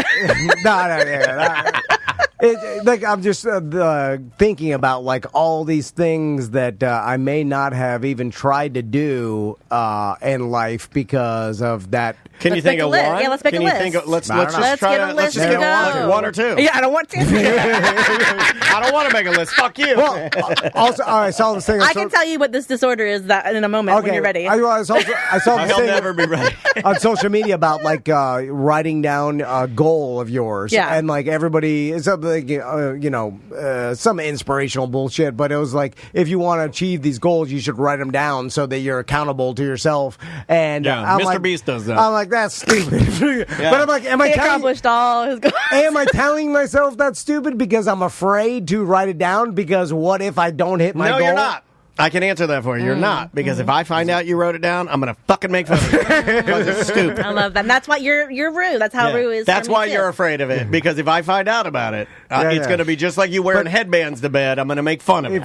Do you feel like you're afraid though, or you don't want to do it? Like that's a different thing. Like fear, and then like. See, I don't think he's afraid of doing it. There's very little he is afraid of it. Right. It's demand avoidance. He is a bone crusher. There's this thing called demand avoidance, like where it's like if there's any kind of demand, it creates this response in your head that like I don't want to do it, right? And so we're talking about plans. Like if you give like my husband, if I give my husband a plan, he already doesn't want to do it, right? And so there's like this like demand. If there's a demand, then I don't want to do it. So maybe that's what it is. You're not scared because you're not scared of it, right?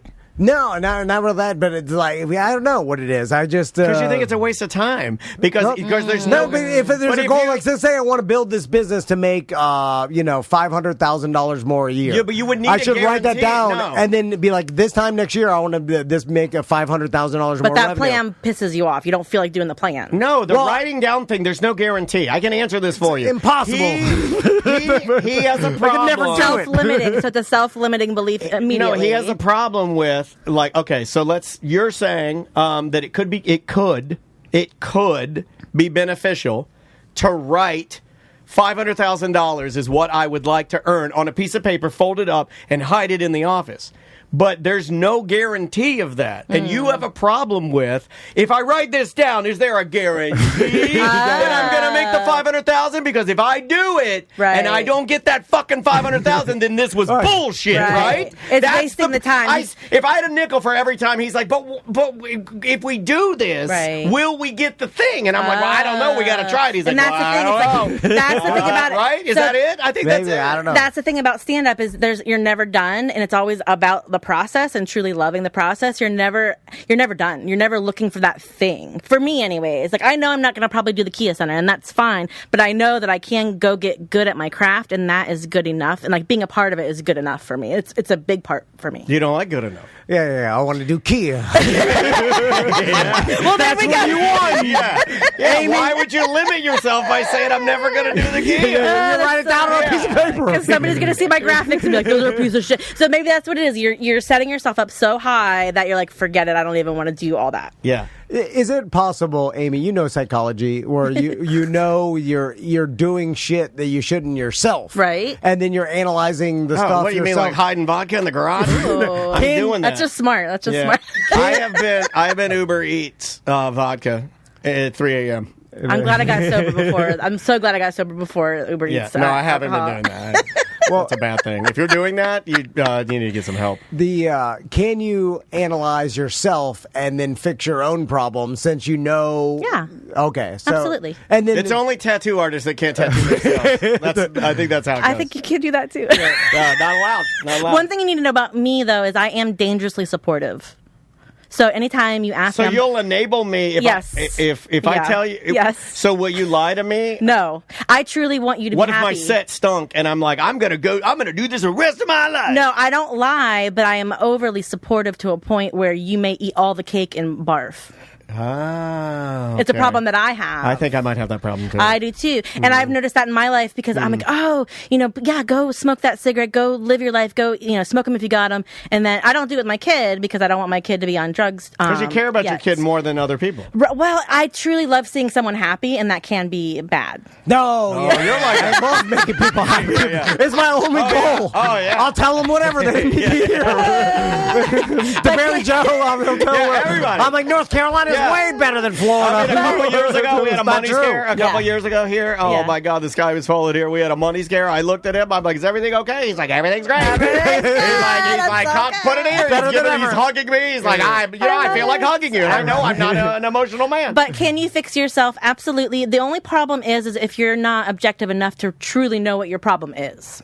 Right? Like you can think you know what your problem is, but if you're not really opening up to a person that's objective that maybe doesn't know you, like as a therapist, then you may not really truly know what's happening. And you think you know, but you might not know. The real world. What if I know I know? So that's the thing. If you know, you know. Maybe, I don't know. What if I knew you were going to say, if I know, I know? And if you are truly happy, maybe there's something else in your life that's telling you you're not. Like you're shooting all over yourself. Like maybe the outside world is saying you should be doing this when you really don't need to. So then it comes down to accepting yourself and your surroundings that you're not doing Kia. And I'm happy not doing Kia. I'm happy. What if sometimes you don't need to do it? It's like riding motorcycles in Mario Kart World. When you go over a jump on a motorcycle, you don't have to jump. It will jump automatically. What if you don't even know what happiness is? If someone's like, are you happy? You're like, what the fuck are you talking about? I think it's very relative. I think it's truly finding like your balance, right? So like on your day-to-day, are you doing what you want to do? On your day-to-day, do you have the things that you need, right? And so that for me is, I'm not joyful all day, but I at least know that I have this like standard of baseline living where I feel safe, I feel love, I feel like I can do the things I want to do. That I think is the goal. Being happy all the time, it's impossible. I see on social media, like, there's a whole thing where I saw this video of this lady. She's like, I get to do my dishes every day. And, that's what people say about workouts. You should say, like, I'm allowed to work out. I've been gifted this workout. Yeah. It's always like change your perspective. Reframe, you motherfucker. Yeah. And then I'm like, reframe. That is a tool. Reframing is a tool. Yeah. You need new neural pathways. pathways, Dan. It's true. It's Fuck you. Yeah, because I like my old neural pathways. Yeah, Thank you. I like them. They've been dug in like the fucking Grand Canyon. But I look at this. I work My hard for father's these. neural pathways. I look at that lady and I'm like, this is a sham. You're not really doing this. You're doing this for the video. And I understand you're, Oh, somebody hit it. It's I don't have to. I get to. Yeah. Oh my God! the Somebody reframe. cut my cock off. Oh my God! That makes me so It mad. works for some, though. No. If it works for you, great. No, But yeah. and I understand hate that. it. But if you're lying to yourself, that's another thing too. It's true. Like, you don't want to lie to yourself, but you do want to try to find a way to teach yourself to think and pinpoint the areas that are good, right? Like, so if you're at a place and all you're looking at is this is shitty and this is hot and I hate this, that is you doing that to yourself. That's camping. You're so right. throwing it out You're so there. right. But you're choosing to not like camping, right? You are choosing that because I think camping is choosing it for me. This is why I was so excited for you coming on here. I'm so happy you're here. I love it. I don't like camping either. But if my spouse really did love camping, I would find ways to have fun camping. That's the key. So what she's saying is, if my spouse really liked going to concerts, I would have fun going to Willie Nelson. That's too specific. Yeah, but what if you're questioning if they really do like it or not? Right, okay. I don't believe you actually like this. What do you I think think it's you a like the long- idea of this. What do you like? I think a lot of us did that in the 90s. I thought like, oh, I like going to concerts. No, I just like to get drunk. You know what I mean? So like you learn that about yourself. I don't like to go out and be around people and have music experiences. Right? So I agree with you on that. Like I think we have an idea of what we're supposed to do, what's supposed to be fun, like a vacation and stuff like that. And then you're there and it's like miserable because you're standing in line and you're hanging around strangers. So I think maybe that Flying idea all the way to Sweden. and like being on a plane, driving all in the over I driving. actually had set a timer to when Sweden would 18 come back. hours of travel. And I think maybe that's the thing. You're very pragmatic about the big picture, and then some people are very excited and motivated by the big picture. So you're in the day-to-day nitty-gritty, and you don't want to do all those things because it's not fun for you. And I just want to play Mario Kart, masturbate, drink beer, smoke weed. You're living your dream. You're living your dream. I just want to fuck off. That sounds fun. I just want to can't live my life like that. Yeah, why can't I just fuck off all the Yeah. time? Why I can't lay in you? bed thinking about that. I'm like, I just want to play Mario Kart, smoke Yeah. weed, drink beer, jack off, and just be left alone. It's because it's called a low demand lifestyle, and that is the key to a lot of people's happiness. I've never had that. I've never had Because- I have been trapped in radio and doing. I do exactly what I did at 19 at 48. It's because You work for yourself. You don't know a company. No, You but do I'm whatever you want. doing the same thing. It's I'm not. because- But I can't just go like I'm not going in today. I'm gonna masturbate all day. so you have to reframe and say, "I like it here." right? I'm reframed. But no, the thing is, it's because of capitalism. Under capitalism, there's all these demands that you're always going to have to do. So it's like, what do you do? Do you opt out completely? Do you leave your family? Do you leave your job? Will you be happy? I don't know. It's hard when you have to make money for the rest of your life. That's a big part of it. It does I seem. can't wait for universal income. Yeah. Come Oh my on, gosh. baby. Think Bring how it. much art there'd be and how much music there'd be. Like people would still do stuff, I think, with the universal income. I'd be jacking off and watching Mario World. You get bored. You say No. that you get bored. AI 24 hours a day. Let me try. AI can make all the art and music in the world. I'm with Tom. Oh my god. I'm with Tom. Instantly, Yeah. they can make 10 billion hours. I'm of not it gonna a say it second. No, I'm not anymore. making it for you guys. I'm making it for myself. I'm having a nice time doing it. Well, I got work to do. You know, Capitalism. My dad did the work and I did the. And then, that's the thing. Sorry, like, y'all. I'm sorry. I think even if I didn't have to work, I'd just find other work. I would too. Well, Well, it happened to my dad. I mean, if we're just going to do let's do the actual math. Like my father, when he retired, Right. got so bored, it actually, like my dad retiring killed him. I know, it like does. if he, My dad won't retire. He's a bus driver now. He's worked his whole life, retired, now drives buses because he My cannot. dad drove relax. a bus too. The school bus or regular bus? School bus. The yellow one. Yeah. Yeah, my dad did that too. Yeah, they cannot relax. A lot Does of your men dad can- like driving a bus? Because my dad He loved loves it. it. Yeah, my dad told me.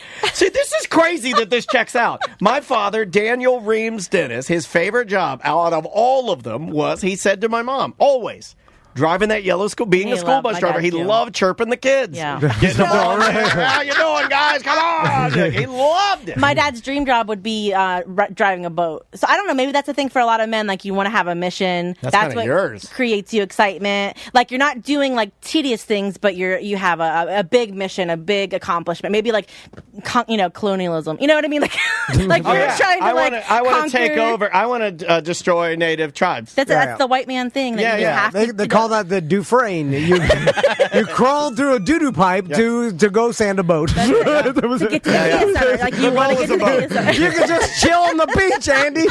I'm sanding. Can you chill on a beach? Can you relax? Fuck no. No. Yeah, my husband can't either. that. My husband can't either. I'm like, what the hell are we doing? Like if we're just sitting and not accomplishing something, my husband will not like that either. I'll just go find some shells. I'm going to organize these shells. And then we're gonna sell these shit. I can't sit there and drink though. Like I'm getting shit faced. Right. Well, that's your accomplishment, though. yeah. I can just sit there. Anyway, let's do a couple voicemail. All right, yeah, let's do voicemails. Let me grab these. If you'd like to leave us a end with that. voicemail, there's multiple ways to leave voicemails. The easiest way is through our app. Just wherever you get your apps, you can search for our Tom and Dan Mediocre app. It'll pop right up.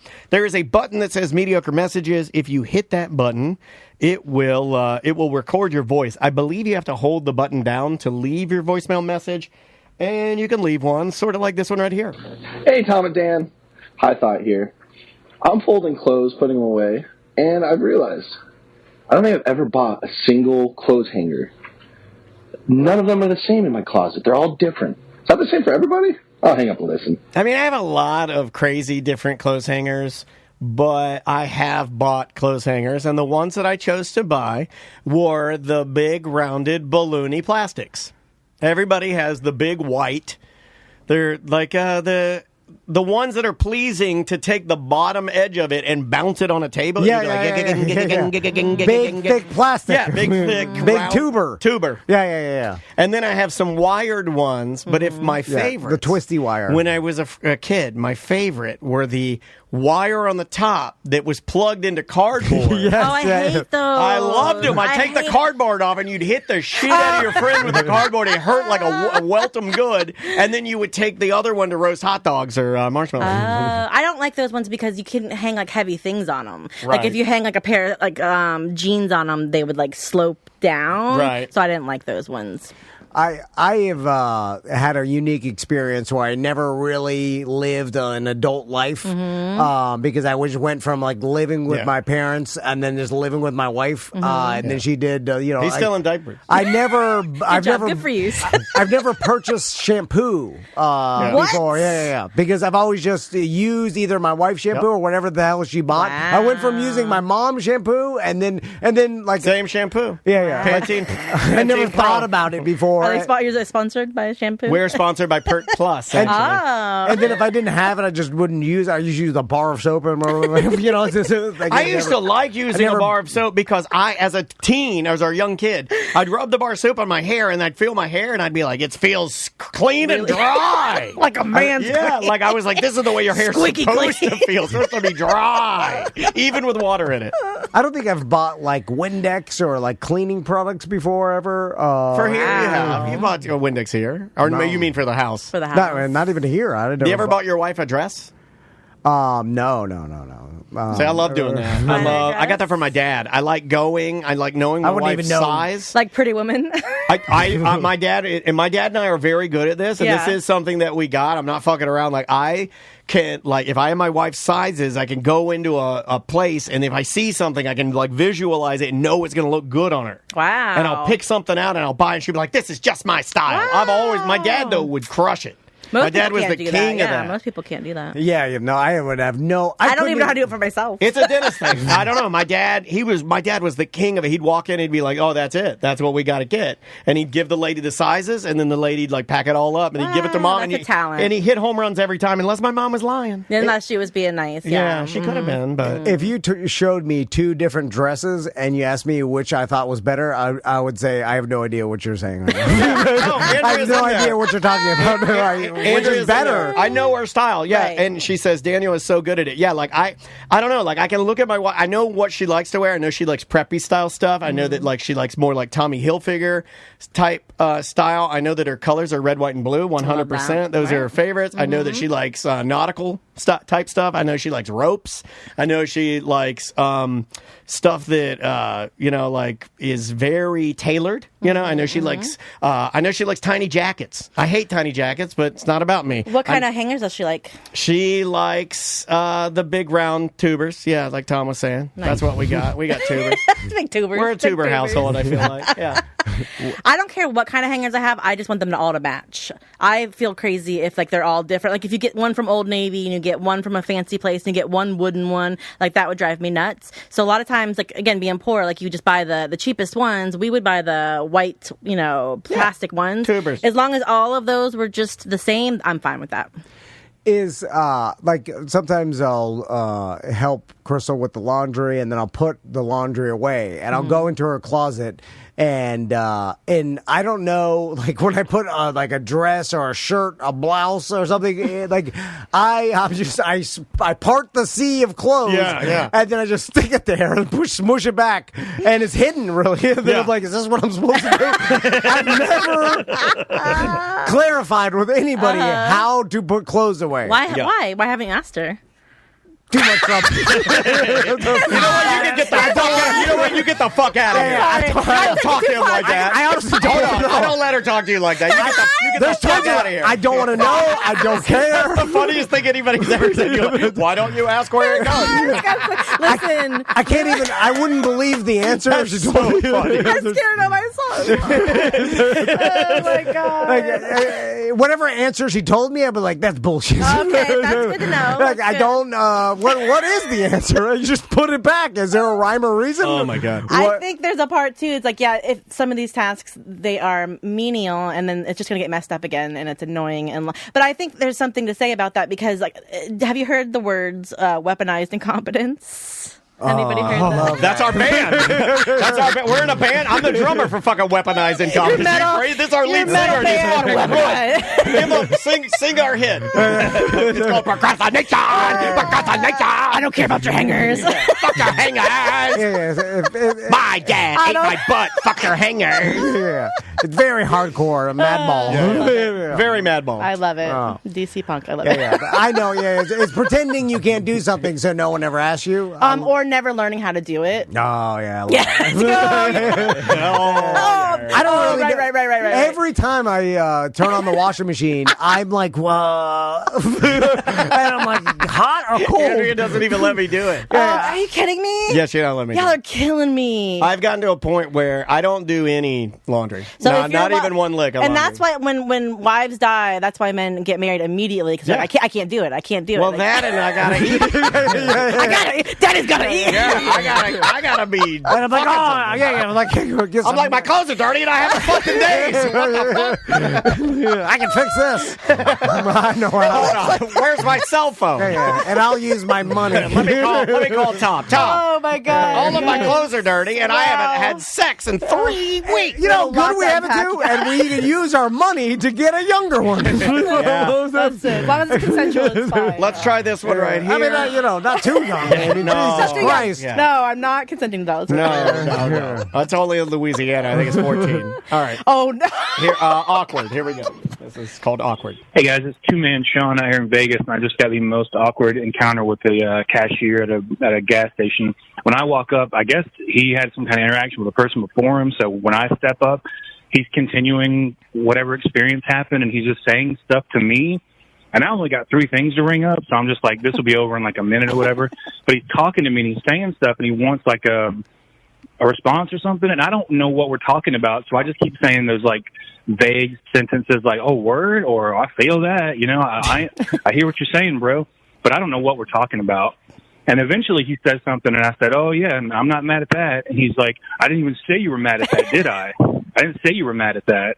And that's not even on some racist ass. And I was like, agree. I mean, I don't even know how to continue. Agree? Is that fine? Can I get out of here? So I'm trying to change the subject to anything at all so I know what we're talking about. And I see his lanyard around his neck has the Chicago Bears on it. So I'm like, oh, how about the Bears this year, man? Just anything so we can talk about, so I know what we're talking about. and he gets real angry, like face. He just looks at me. He's like, I hate the Detroit Lions. Well, you encountered a chirper.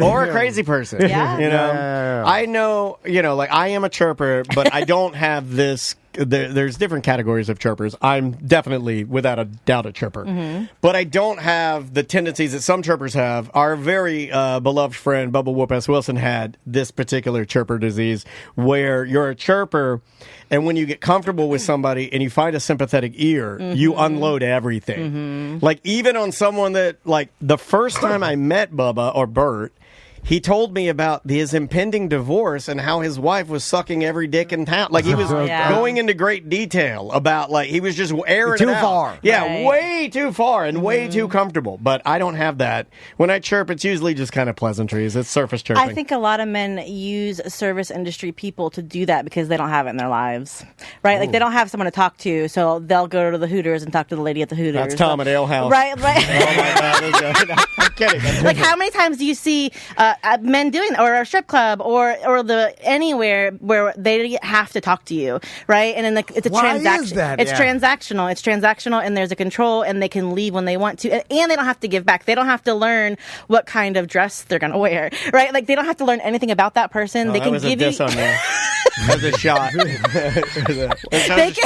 was a subtle. That's like, yeah, right by your ear, and now you should go fight. He wasn't listening. He wasn't fight. listening. No, they don't have to. They don't have to work at it. Like, you don't. Like, if you go and you're at this place and you spend your money. I spent my money. This person's going to talk to me at this Olive Garden, and then I get to go home. I don't have to know anything about that Olive Garden server, right? It's transactional, and that's what they get to do. Oh, I love the Olive Garden server. I love a girl in a white Oxford dress shirt. Tucked in. Oh, my God, the way it sucks to those titties. Oh, my God, white Oxford on the titties with the little... Oh, my God, give me those Andes mints.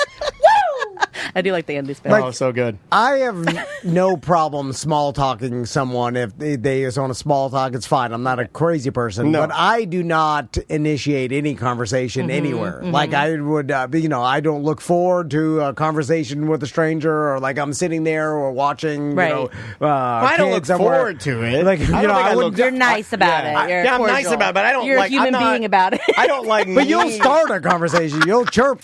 Yeah, because I figure, like, while we're here, I don't know, like, if I walk over to You Publix, like talking. I'll just try to walk through it. Yeah, I do like talking. You're not okay with silence? Like, you don't No, like I'm to be... okay with silence. I have to be okay with silence. Like, when I sit here during the day, it is fucking silent. Right. Trust me. Oh, that's what me here. I mean, I'm in here, he's in there, and there is... You can hear... Quiet, everybody quiet. You can literally hear my foreskin moving. That's how fucking quiet it is. Daniel's like my mom. He'll walk into a room. Oh, my God. This is why we can work together and go out. I need to start taking notes, you guys. Because they can walk in a room and immediately start talking like it's a goddamn faucet turn on. It's just nonstop. They don't even care who's listening. We don't. And then I grew up like that. And my mom would just start talking. We don't care. As soon as she walks into a room with people just talk. I'll leave the rooms out here still talking. I'm like, who the fuck is she talking We will eventually stop. We will eventually stop. Close the door to the car so children be still talking to other. And I have an unbelievable ability to tune it out. He does. Daniel does it to me. I tune it out. My mom does it.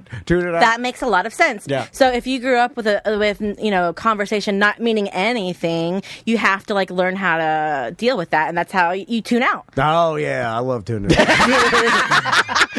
A lot of people can't tune out, and I'm surprised. It's hard for me to tune out. You can't tune out? Yeah. You collect all the information that you're getting? Well, we can circle this back around to the beginning of the show. Yeah. Mario Kart World. That's one of the reasons why my wife, even when there is truth in when she was telling you, I bought this for him, so he'll leave me the fuck alone. There's some truth in that. Right, I'll be less likely to chirp her up or talk or run my mouth. Because you're concentrating on playing. Because the rest of the time is the faucet's on. Well, that's God damn. That's true. So you like the whole, and like think about it. Like we were talking about Animal Crossing, we like the world. When I play a video game, I don't want to do anything. I just want to walk around, and I don't want to be stressed out. So when you play a video game, does it have to have a reason? Does it have to have like? I'm not a baby. I don't play video games. There's not even a reason. I can't. Sorry. Unless there's money in involved. If you want to deal with something in the real world, if you want to talk about money or politics or war, then I'm your man. I go from work to work it out and go home. If you want to talk about the $7 billion that Ukraine blew up in Russia, well, you got a guy. But I'm not doing any fucking baby games. Conquering and colonialism. I don't talk about any of that. Animal Crossing. What the fuck? I'm joking around. You're gonna love it. You're gonna love it. One more. Let's do one more. Okay, one more. Last one. Here we go. Hey, Tom and Dan. Just want to say I love the show. I was listening to a previous episode where y'all were talking about upper deckers. Well, I got a little story about mine. So me and my buddies were in New Smyrna Beach drinking all day. And towards the end of the day, we decided to get a bite to eat at a pizza place. And I had the bright idea to go in the bathroom and give them the old upper decker. Well, I guess when I went in the bathroom, I forgot to lock the stall door. I have the toilet lid on the toilet seat, pants down to my ankles, about to drop a deuce, and a guy walks in and sees me, catches me, pants to my ankles, and like, what do you do in that situation? I just instantly put my pants up and ran out. But all day I was wondering, I wonder what that guy was thinking. Anyways, just my 2 cents. Love the show. Bye. What would you do in that situation? I've never done an upper. You ever done an upper decker? No. Yeah. I don't think any girl ever has. Right? There has to be some, but no. That's sexist. There's got to be one. More people should do this at their friend's house, like just because it's how super mad funny. though would you and Crystal be? Like, be serious, right? Because the bathroom that Max, I'm going to do it to my friends now. The bathroom, one of us is going to do you think you could? Next time, next time I'm at my friend Turkey Leg's house or Porno Joe. Well, Wizard deserves it. Wizard deserves it. Yeah. You had to do something you don't like. I think that's what it comes down to. I like him a lot, but so he'll give you shit because he's tough. Literally, there we go. But it's not even that bad of it. Like, you just poop a big turd in the back of your friend's toilet tank and just leave it there. Because think about how funny it would be. I've always wanted to. How long does it stay in the tank? How does it get clean? How do you clean it out? They'll smell it. It eventually comes out. You know it immediately. Well, okay, when you so flush it's in the reservoir. So what you're doing is when you flush, then the whole toilet gets filled with with underwater shit dust. So you'll be like, oh shit, something in the tank. You're like, oh, so much shit in my tank. But it eventually will go away. You got. It's not that big of a deal. I would say like 6 cycles. 6 cycles. Yeah, because there's doo-doo. 6 cycles. Like, it's like six full flush. It's like in how. I like the data. I love the data. Yeah. It's not I'll do it at my house to test it. Just to test it. How dare you desecrate my toilet? Like, there's doo-doo in there anyway. So it's like, but Crystal wouldn't be mad. Huh? Crystal wouldn't be mad if the boys went in there and they're flushing their toilet and Tommy's like, Mom, get in there. And she came in there and there was just my diarrhea. You don't think Crystal would get mad at me? Yeah, but that's the thing. You're doing it. The boys would love it. I feel like the boys would love it. Yeah, I feel like Tommy and Max would be like, oh, yeah, Dan's cooler than we thought. I know all the shit my dad's talking. How funny would that be if you shit in upper decker of your friend's tank? I might do it. And I question whether this story is real, only because if you are. Well, he said he ran out, and I don't believe that. If you're doing a upper decker at a public place, you hear when someone walks in the bathroom door. Right. You're like, oh shit, someone's in. I feel like you would immediately be nervous as soon as you heard someone walk. No. You have to have some good strength. He's in a oneer with no. He's sitting on the toilet. The guy opened the door and saw him instantly. But he wouldn't lock the door. I think he would lock the door. And the run out thing, I don't If mind. you're pre-planning an upper decker, you're like, I'm locking You're going to lock the door. And you have to have really good leg strength and to be putting your feet and have that leg strength. Yeah. That's like really difficult to do. Also, when I get in there, the first thing that happens is my bladder starts going, oh yeah, we're here. Let's start. And it starts pushing the piss through the front of my penis. And it's sitting there. It's like loaded and ready to go. If you're really wanting to do one, you would just poop in like a box and then put the box in the top. Oh, that's what a lady would say. Of course a woman would upper deck with a box. No, it's smarter. It's smarter. Because then you got to dispose of the box, Amy. No, then you poop. Oh, you're worried about the box. You poop in your hand, and then you put your hand in there and you swish it around 6 times. You poop my along. idea's fine. You poop on the floor, then you use your shoes like chopsticks to pick it up and put it in the toilet. I'm sorry. That was a stupid idea. No, but you would bring you poop in the toilet and then pick the log up and put it in the back of the toilet tank. Well, that's what you do. Water, if you poop in the toilet, it may already disperse. You may lose some good dust. It's true. And you have to have a hard poop. The whole idea idea is you want maximum dust in the back of that tank, man. Yeah, but the log will turn to dust over days. Yeah, but my point is you're already going to have some down there. You don't want any in there. You don't want anything in there. You want it to be a complete surprise. Fine, bring in a baggie. I think a baggie would be fine. Bring it in a little, Ziploc bag. Okay, I'll do you one better. You know, it might be better for that. Is to cut the corner of the Ziploc bag like you would a little Christmas tree air freshener. People use those wrong. Guys, if you use a little Christmas tree air freshener, you're supposed to take the package, cut the bottom of it, and then just slide it down little bits. And it lets out a little bit of smell. So the reason that it burns your fucking eyes is because you take the whole plastic off. So what you do with the turd is you poop in the bag, then you cut the corner of it, you put the bag in there. The bag will fill up with water, and it'll do more dust. It'll let out time release. We gotta make this for your shit thing. It's like fentanyl. This is your product for your shit thing, your whole shit thing. You have a whole product now. Okay, I like that. Fentanyl, we have a time-released shit bag. All right, look at that. They called me in college. I don't know what we did today.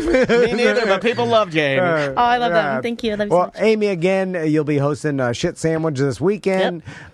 That's a good tie-in. Most people know where Shit Sandwich is, but where is it? It's at Bull and Bush Pub on Robinson. It's 9 p.m. It's every first and third Saturday, and we just have wonderful comedy. Get there early if you really want to get a space. Eat some good food. Their pizza's so good. Their pizza is really, really good. Everything's good. Get there early and grab yourself a seat. Yeah. On July 12th, we'll be doing a family skate-a-thon with... I'm coming. I'm going to go. Are you going? I love roller skating. Oh, my God. Yeah, yes. man. And this is a family event. And bring everybody. Bring grandma, the kiddos, everybody. Fill out your form. Cimarron Skateway. You can fill out your waiver online. Mo DeWitt is renting the Cimarron Skateway for 2 hours, and everything's free. So it's a free event. You just have to register at justcallmo.com/skate.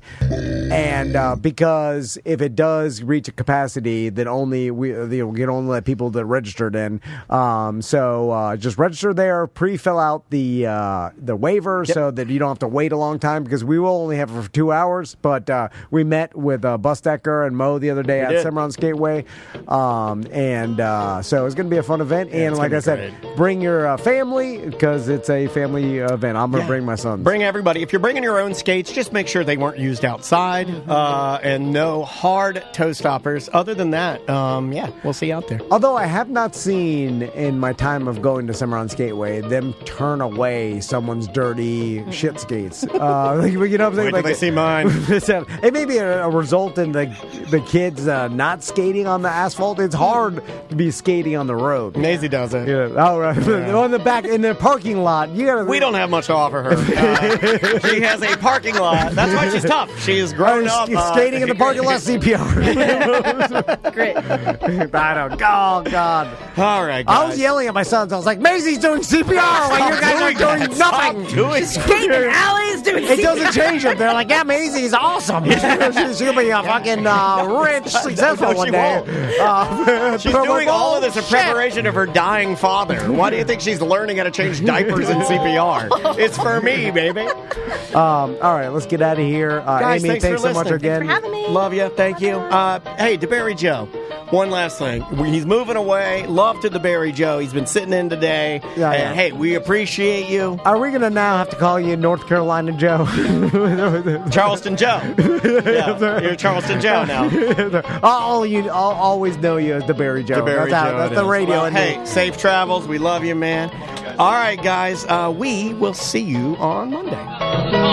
Oh, wait a minute. I can't publish that. It's mediocre. This is all jokes and funny to you, huh? You can take it up with legal. Have a good day.